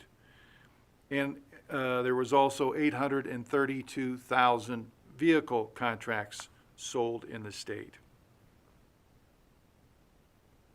In working with some of these service contract providers, there were 4,520 complaints, consumer complaints, that were submitted to the providers. This is information that was self-reported to the division. The division additionally received roughly 350 complaints that were submitted to the division for work on. The report to the legislature on the service contract industry, as I mentioned, is due at the end of March of each year. To generate information for that, we developed a data call which was sent out in September for that information that was required, that is going to be required by SB 436 and also through by the NAC 690C 110. This data was due in November, and we've received a good portion of it. The division is working on bringing non-respondents into compliance, and we are working to get the information that is required through that data call. What we found is our records indicate there's roughly 250 or 252 companies that are selling or licensed to sell service contracts within the state. And much of the information that I shared with you will be updated for 2023 within the report. Some things that we're finding that we will be looking at, and if the division puts together a BDR for next year, may be part of that BDR. We're finding that record retention laws are inadequate for service contract providers. The current law only requires 1 year of retention, which means records may be destroyed before they're required to be reported under SB 436. The entities are licensed are given a 2-year license, which makes it even a little bit challenging to make sure that they are still in work, are still licensed and capable of selling into that 2-year period. One of the other challenges is under the regulation, if there is a call for a service under their service contract provider, a consumer reaches out to their provider and says, I've got a problem with my air conditioning. That service contractor has a finite period of time in which to respond to that consumer. If they believe they cannot respond within that time frame, that service contract provider is required to contact the division and notify the division of that information. But that's the extent of their requirement to respond. They have to respond to the consumer, and then they have to respond to the division. The division is not required under the statute or under the regulation to perform any follow-up. Now, we often, almost always do, but is not a requirement. So this is an issue that we may bring to the attention in our BDR to address some of these potential shortcomings. Adam, is there anything else that we need to add at this point to that particular issue? Okay. So, Madam Chair, this is the items that we plan on putting into our report. And again, there's some challenges within the legislative and regulatory framework that we certainly will bring to the legislature as we continue to work through this to make sure that these consumers who purchase these products are delivered on, the promises that they've been given are delivered upon by the service contract industry. And with that, Madam Chair, we would stand for any questions you might have. Committee members? So I guess I just have one, and it's what's the penalty for noncompliance for getting the information to you? And I think one of the things that we did was we put into the bill the authority for you all to take action. I think we did. I hope we did. With the reports that you've requested, and you have people that just kind of, saying, yeah, I don't have to do it. What are the penalties? What, if any, are the penalties? Thank you, Madam Chair. For the record, Adam Plain, Insurance Regulation Liaison with the Nevada Division of Insurance. We've had some pushback from certain actors within the industry about response to the data call. We are working to bring them into compliance. If the non-respondents don't comply with our requests and later orders, the division has the ability to issue administrative fines. The division can seek to revoke their certificates of registration for non-compliance. And at this point, with internal discussions, we have not eliminated any potential remedy as a course of action yet. So can you explain to me, you said some pushback, because the reason that I bought the bill was because I had some people who contacted me. One was someone who was battling cancer and had one of the appliances in their home to malfunction, and the home warranty, the issuer of that gave some flimsy excuse as to why they weren't going to do it. And this person is over 62. So I could be wrong, but if they want to do business in Nevada, there's no such thing as pushback, in my estimation. So what are we doing? Because if you don't have the authority to do it, then we need to make sure it happens in the next session. Because especially when I look at, the numbers from the real estate division and how it's growing, how the housing market is growing, and people are coming into Nevada, we certainly don't want, bad actors like that having free reign. So whatever pushback they get, I don't think they have the authority to do that. I could be wrong. Madam Chair, for the record, Scott Kipper, and we agree, and that's why we have sent out the information in the request. If they push back, I know our legal staff is working on making sure that they comply.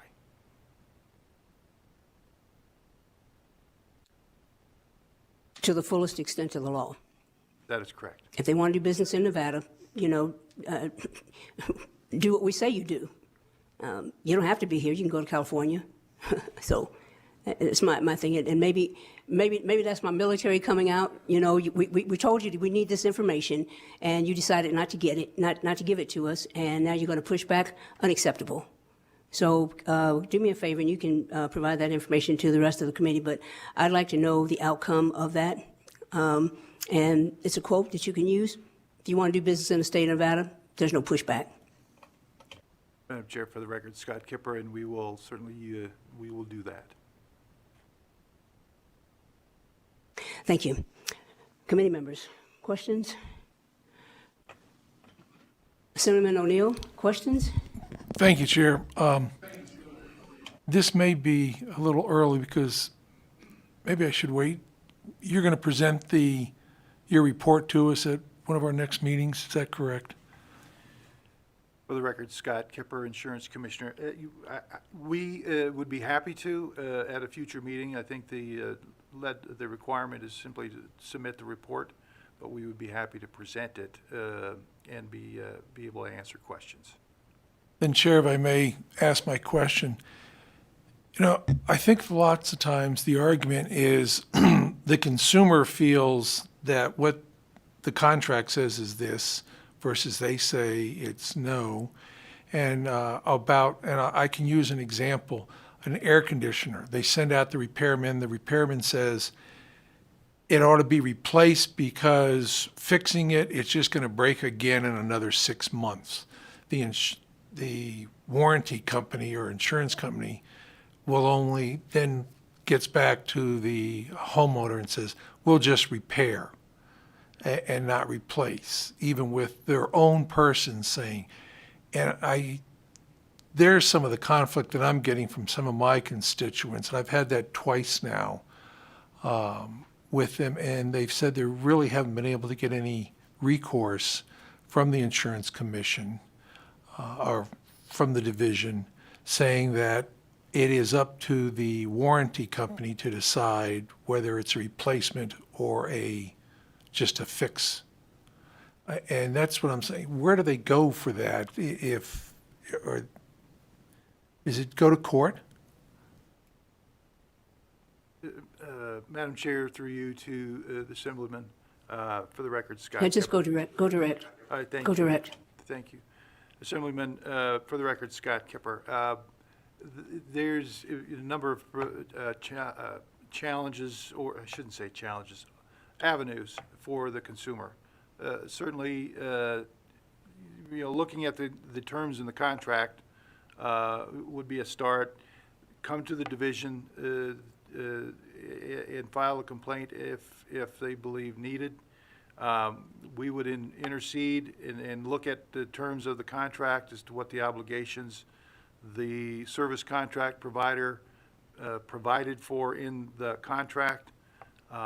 If the consumer was still not pleased with their outcome, they do have some some legal remedies as well if the division decision and review of that contract is not seen as favorable by the consumer. So there are the number of avenues to go, but in reviewing, the terms of the contract would certainly be the determinant here as far as what the division would do. And then if the consumer was still not satisfied, there are legal remedies that they could follow. And they do that on their own, if I understand correctly. If you ruled in accordance that the contract allows the warranty company to make that decision to repair versus replace. That is correct. Thank you. And thank you, Chair, for allowing me the question. No problem. No problem. Committee members, additional questions? No?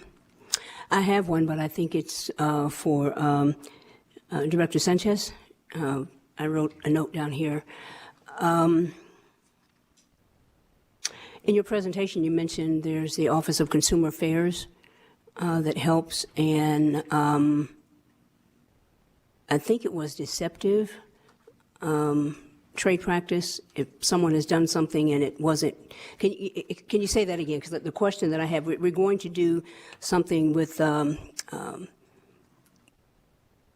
Contractors Board about what that looks like, and I just want to make sure that we're in sync with what you all do. Thank you, Chair. Chris Sanchez for the record. Yes, we do. And the division takes complaints from the constituency. So people will call in if they have deceptive practices or if there is suspected fraud, or I'll give you an example of some of the calls that come in. So a constituent will go to an auto body shop, and the vehicle will be there, and the auto body shop will say that they're going to do certain type of work, and then the price isn't what that was quoted in the beginning, or the work was done but it wasn't done well or right. We'll get a call about that. There's another call. I had a constituent call in that had hired someone to repair a fence, and it turned out that they were not licensed, even though they said that they were. So we get, these are just two small examples, but we get a wide spectrum of calls from constituents that are feel that if the business misrepresented itself or did not follow through on what they said they would do. Thank you. I want to continue conversation offline because I want to make sure that what we're going to propose for the Contractors Board is in sync. Is there a time limit for the complaint? Let me check. Do you know, Marcel? Is there a time limit? In terms of excuse me, Chris Sanchez for the record, in terms of the response from the agency back to the constituent? Or in terms of how long a person can complain when they've been? Okay, Exactly. Yes. Okay. Marcel Scherer for the record. Madam Chair, the complaints are in writing, formalized within the unit, Consumer Affairs. 6 individuals work within that unit. So there is no time frame until it's resolved. We close the case, or in some cases, refer them to the proper agency. Okay, thank you. Thank you. Questions? No?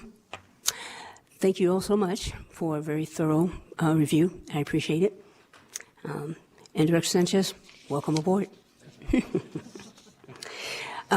Just before we get to the next item, the elevators, I believe they're still down. But if you need to use the elevators, then someone in our front office can direct you to the freight elevator. So if you just have to use the elevators that are down, make sure you take snacks. Okay. Okay. Item number 7: overview of certain 2023 Commerce and Labor vetoed bills. So for our next agenda item, we will hear from some of our colleagues who will provide an overview of 2 legislative measures passed by the body but ultimately vetoed by Governor Lombardo. The first one is Assembly Bill 223, and I see Assemblyman Max Carter. And I know I saw Senator Orenshaw here earlier. I don't know if he left, but oh, don't hide. I'm not intensified tide.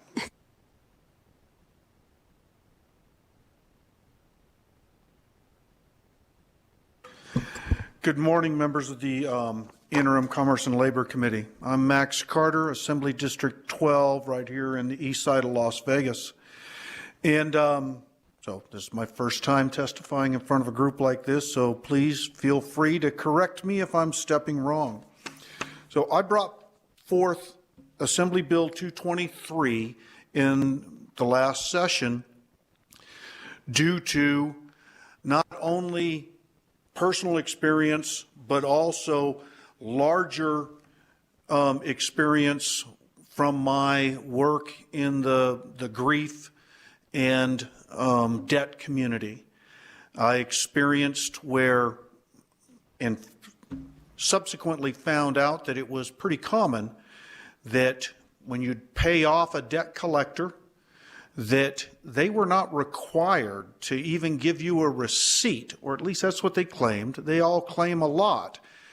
And so I got to looking into it more and came up with this concept of requiring a payoff letter. And why is a payoff letter / receipt important? It's because usually, a lot of times, people find themselves being forced to deal with the debt collection agency if they're trying to get a loan, typically a mortgage. And once you get into the escrow process on a mortgage, you must clear up any outstanding debts on your record, on your credit record. And it's in a very typically 1 week to 1 month time period. And it typically takes 2 to 3 months for those debts to be cleared off of your credit record after paying them. So you need some type of documentation to prove to the title agency that you have paid off those debts. And some of the debt collection agencies, they are happy to email you a receipt or a payoff letter. Others use online portals to where it automatically generates a receipt that doesn't necessarily say that, but most title agencies will look at the amounts paid and accept that. There are a few, though, that operate basically cash-only businesses. They don't have an online portal, and then you find out why they do that. If you ask for a receipt, they're like, "Oh, we don't do that." You say, "Well, I need a payoff letter." They say, "Well, it'll get off your credit record in 2 to 3 months," which doesn't work when you're in escrow. And then there's those that'll say, "Well, you know, if you come into our office and pay us $10 cash or so whatever amount for per account, we will provide you with a payoff letter, which is after they've already taken your money, which, you know, you could have just paid off thousands of dollars of medical debts or any debts, and all of a sudden they add insult to injury because you know that they purchased these debts for pennies on the dollars.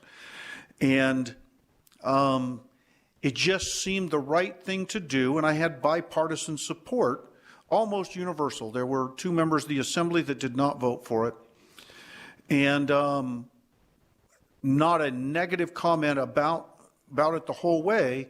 And then when it got to the governor's desk, it ended up getting vetoed. In the veto message, it talks about the streamlined process through the Department of Business and Industry. And honestly, that's a very hard process to find.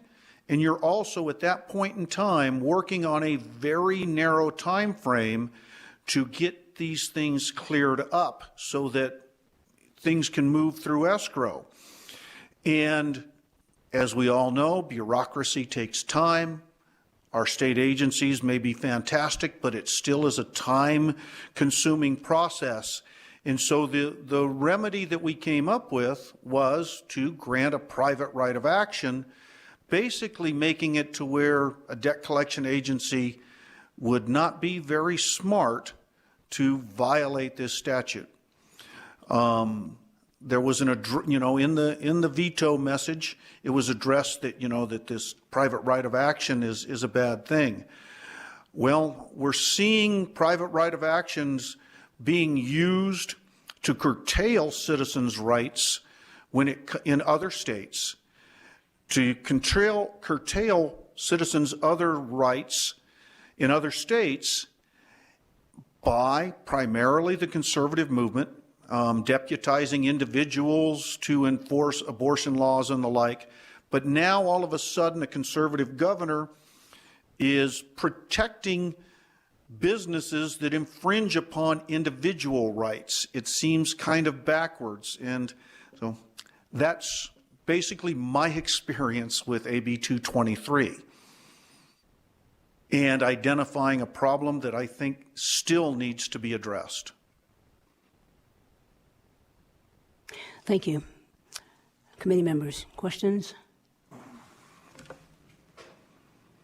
Assemblyman O'Neill, question, comment? Chair, I guess is the Director of Business and Industry still in the committee room?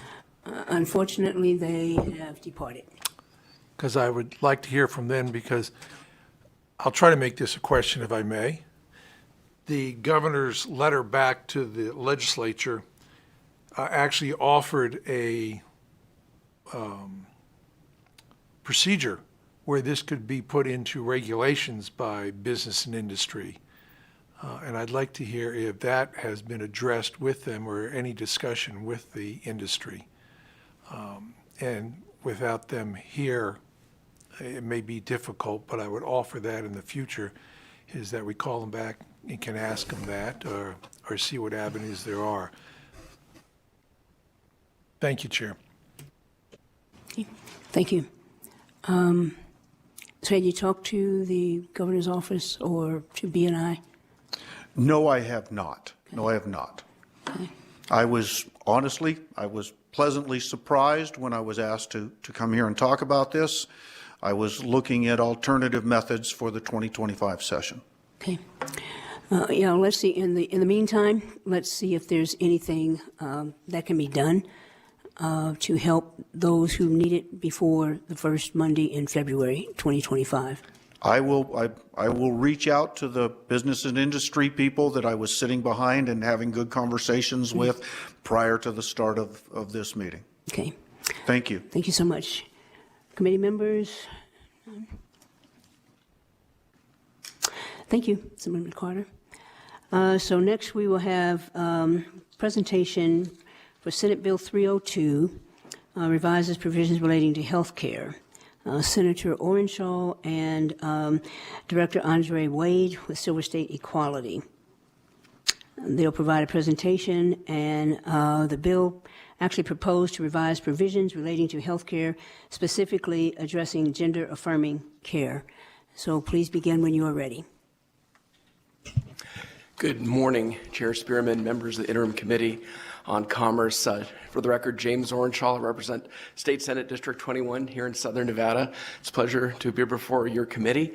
And if I might digress from the topic just briefly, Chair Spearman, you know it's been a real honor and pleasure serving with you for your 12 years in the State Senate, and tremendous contribution you've made to the state.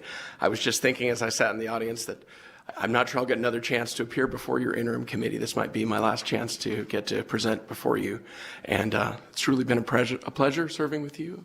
And I have been touched and moved over how much you care about your constituents and the people of Nevada. And certainly how much you fight for those who don't have much of a voice up in Carson City. And you try to be their voice and try to be their champion, and have succeeded tremendously. So a bit of a poignant moment for me, because while I can certainly try to come to your future meetings and make public comment, I don't think you'll have me on your agenda. Well, we could put you there maybe. Well, thank you so much. Let me know and I'll be glad to come. Okay. Last session, I sponsored Senate Bill 302. The idea for Senate Bill 302 came to me from a healthcare provider here in Southern Nevada named Rob Phoenix. Rob Phoenix is an advanced practice registered nurse who has a practice here where he treats many people in the transgender community and provides gender-affirming care here in Southern Nevada to many people who live here, and to some people, as Rob told me, who traveled from out of state to get the care that they needed. And Rob suggested to me the idea of Nevada needing a shield law for gender-affirming care. Currently, there are 11 states that have passed shield laws that are similar to Senate Bill 302. There are 3 additional states that have shield-type protections for folks in the transgender community and healthcare providers who provide gender-affirming care. And those additional 3 states provide that protection through executive order. Senate Bill 302 was an attempt to protect our citizens who are receiving gender-affirming care and our healthcare providers who are providing gender-affirming care from criminal and or civil action, board disciplinary action from other states where that care that's legal in Nevada is prohibited in those other states based on the actions here in Nevada. We didn't think that anything that happens here in Nevada should be subject to review by that other state and them trying to pull someone in here for actions they performed here in Nevada. And that was the goal behind the SHIELD law. Senate Bill 302, I was very fortunate to have a lot of support. I was fortunate to have my friend Andre Wade here, and Silver State Equality supported the bill. The Nevada Equality Coalition, Planned Parenthood Marmonte, Planned Parenthood Votes Nevada, Battleborn Progress, and the Human Rights Campaign all testified in support of the bill. I was also very fortunate during this session to have support from many in the healthcare community. Not only Mr. Phoenix testified from Southern Nevada, we had Dr. Thiel up in Reno.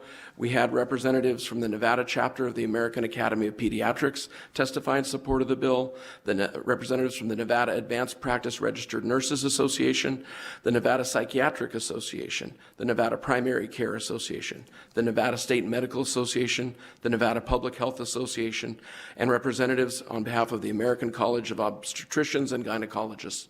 All those organizations testified in support of Senate Bill 302.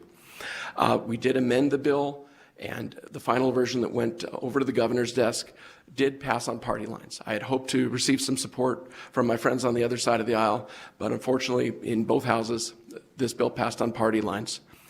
The bill was vetoed by the administration. I have requested a bill draft for the 2025 session based on Senate Bill 302, and in the interim, I want to keep working with stakeholders like Silver State Equality, like everyone else who testified in support of the bill, and I hope to be able to communicate with the administration and try to find out, how I can tweak the language and get a bill next session that is something that the administration can support and can be signed into law. I still believe this is very important in terms of protecting our citizens, protecting healthcare providers. We had testimony during the session about how states that have SHIELD laws really have a lot more healthcare providers who want to come to those states and want to practice in those states because they don't have to be fearful that a state that prohibits gender-affirming care may try to cause them board disciplinary problems in Nevada, civil litigation and or criminal prosecution based on legal health care received here in Nevada. So it's that old adage, Chair, if at first you don't succeed, try again. And I've certainly been successful in the past with some legislation where I've gone for a second try, even a third try on one bill. But I'm hoping that second time will be a charm next session, and that we can have a lot of communication during the interim and come up with a bill that will become law. With your permission, Chair, I'd like to turn it over to Andre Wade, and then I'm happy to answer any questions you or the committee have. Thank you, Senator, and good morning, Chair Spearman, Vice Chair Marzola, and members of the committee. And I would just like to briefly echo some of the sentiments that Senator Orenshaw bestowed upon Senator Spearman. We're just really thankful and happy about all the work you've done on behalf of Nevadans, so thank you for that. Again, Andre Wade with Silver State Equality. Just a brief prepared remarks, just to let you all know that in December of last year, a question began to circulate amongst advocates in certain states, including Nevada, asking if there had been any telehealth providers that had been sent a letter from the Texas Attorney General's office saying that they are being investigated for providing gender-affirming care to transgender youth in Texas. Apparently, providers in and out of Texas are getting these letters, and state troopers in Texas near the New Mexico border are reportedly being stationed to try to catch people. Anecdotally, we're concerned that in terms of the healthcare workforce, more doctors and residents may choose to practice in states with shield laws because of the extra protections it offers should they choose to specialize in working with trans folks. A doctor here in Nevada informed me that they have had to carefully consider how they navigate gender-affirming care for youth, particularly those that live out of state. They have several patients who have relocated from other states that have prohibited their access to health care. And so a shield law is very important here in Nevada to add that layer of protection for families seeking health care and the healthcare providers who want to provide that healthcare. Thankfully, we passed SB 163, which prohibits discrimination for gender-affirming care coverage by insurance companies, which we're grateful for. And so we know that it makes it easier for transgender folks to access healthcare that they need and that healthcare providers want to safely provide. So we hope that we will have a different outcome in the next session with the help of Senator Orenshaw and folks in the members in the legislature. Thank you. Committee members, questions? Assemblyman O'Neill? No, thank you, Chair. Thank you. So some of these states have state troopers, and who said that? Was that you, Andre? Say that again to me. Andre Wade, Silver State Equality, for the record. Let's see. There have been questions circulating to find out if telehealth providers have been sent a letter from the Texas Attorney General's office saying that they are being investigated for providing gender-affirming care of transgender youth who are in Texas. Apparently, these providers are getting these letters, and state troopers in Texas near the New Mexico border are reportedly being stationed to try to catch people. So I'm trying to figure out how they get around HIPAA. Legal, can you answer that for me? I mean, it's because if someone is getting medical care, it's on a need to know, and a state trooper has no right to someone else's medical records. And so if that's what they are doing, it appears that that could be something that our Attorney General might want to take up. But Legal, can you talk to me about that? Thank you, Madam Chair. Sam Quast, Committee Counsel. I'm not familiar with that particular issue or the intricacies that might be involved with that, so I will get back to you and the rest of the committee on that. Thank you. So between now and then, if they're violating HIPAA, they have much bigger problems. Chair, Chair, if I may. Yes. For that and other reasons, it's been hard to find definite information about it because people are afraid to talk, those people being the actual telehealth providers, for fear of any sort of legal retribution. So to your question, it's been difficult to kind of weed through the information to find out what's actually happening. Well, we'll figure it out. But like I say, there are definite remedies under HIPAA.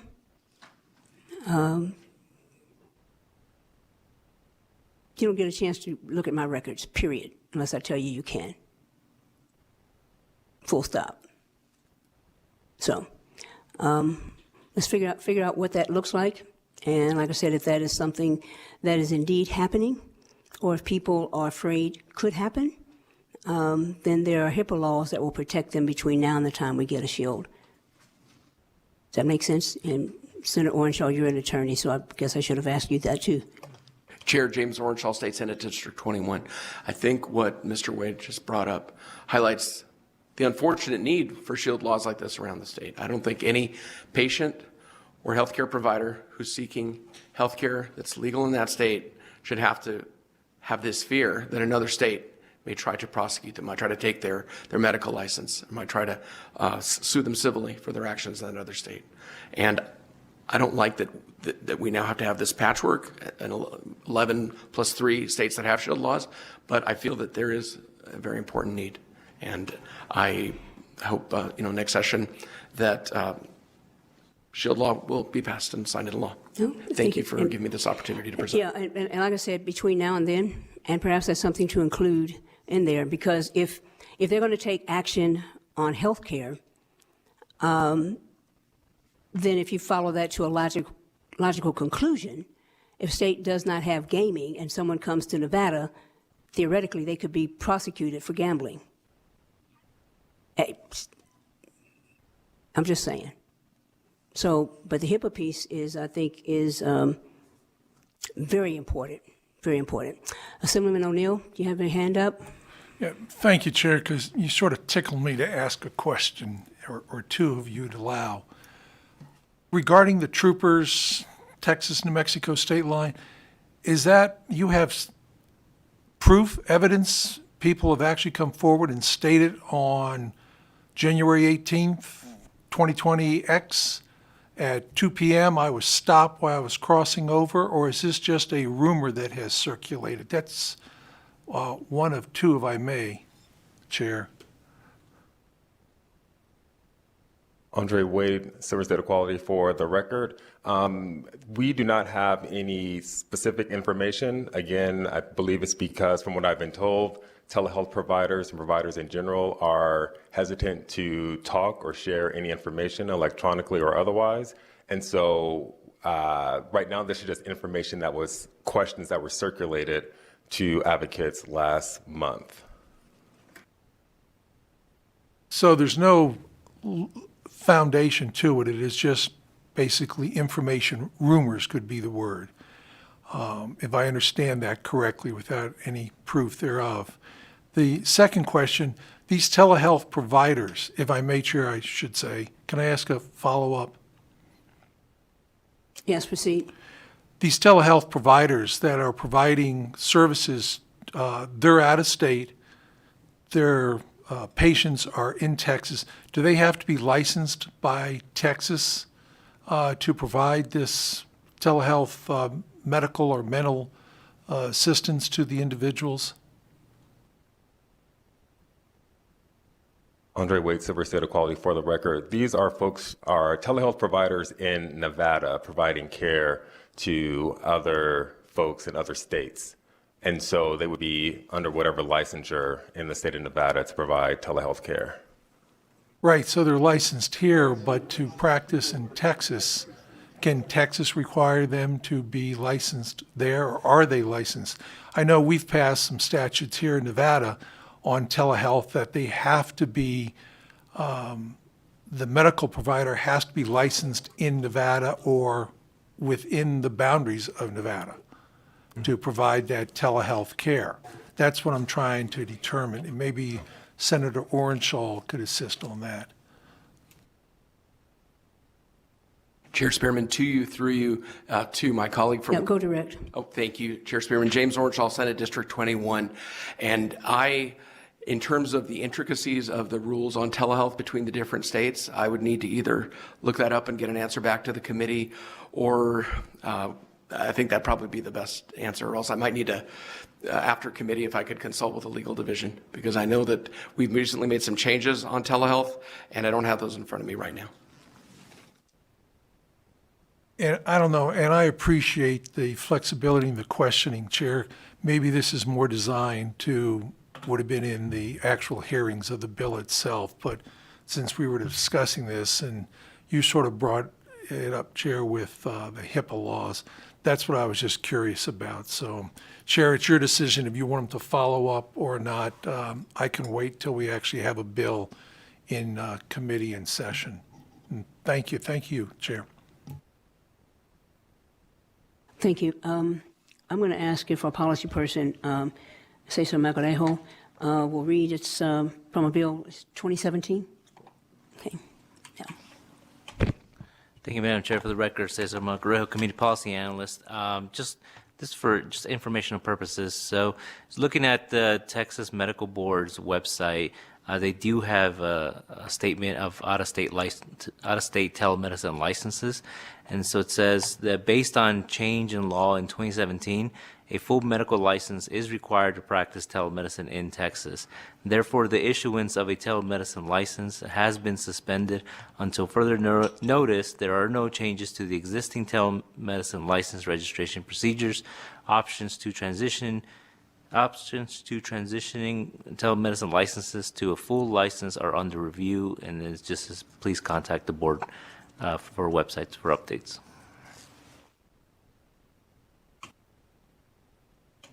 Okay. Assemblyman O'Neill, did that answer your question? Hey, it does. I really appreciate that. Thank you, Chair. No problem. Well, I think the HIPAA piece still stands. And if another state is going to prosecute somebody that comes to Nevada to do something, then the next thing we'll be looking at is, gaming. Because people come from all over the place, to do that. More and more places are, doing some sort of gaming outlet, if you will. But need to nail down what that looks like.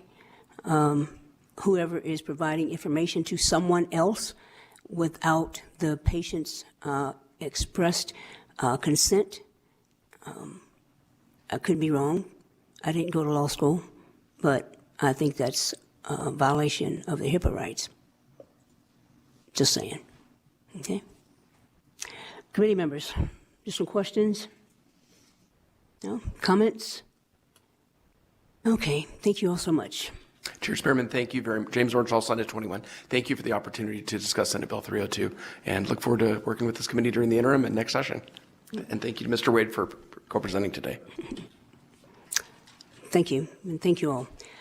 So we are at agenda item number 8, public comment. Do we have anyone here in Las Vegas wishing to make public comment? A reminder that public comment is limited to 2 minutes. Anyone there in Carson City?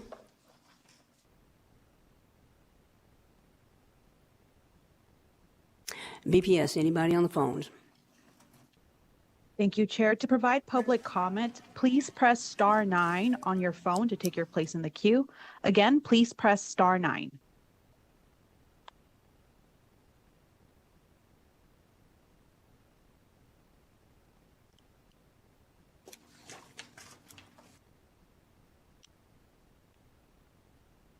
Morning, Caller, Chair. go ahead. Can you hear me? Yes, we can hear you. All right. Good afternoon. Thank you, Chair Spearman. Good afternoon, Chair Spearman and members of the committee.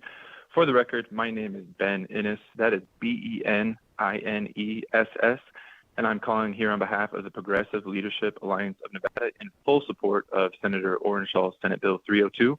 We were disheartened by the governor's veto of this critical legislation that ensures medical practitioners in Nevada can provide safe and legal gender-affirming care to all their patients without the fear of having their licenses jeopardized. Nevada has been a beacon of hope for the LGBTQ community, especially the transgender community, at a time when we are seeing anti-LGBTQ plus legislation rise across the country. But the Silver State is a welcoming state to all, including those seeking gender-affirming care. So there is no reason to allow other state laws to dictate the health care we can provide in Nevada. We urge you to continue your support of this legislation and ensure we work together to protect medical providers performing gender-affirming care to those who seek it in Nevada. Thank you so much. Thank you. BPS, anyone else? Chair, the line is open and working, but we have no additional callers at this time. Okay, I'm going to wait a couple of minutes and we'll see if anyone joins us.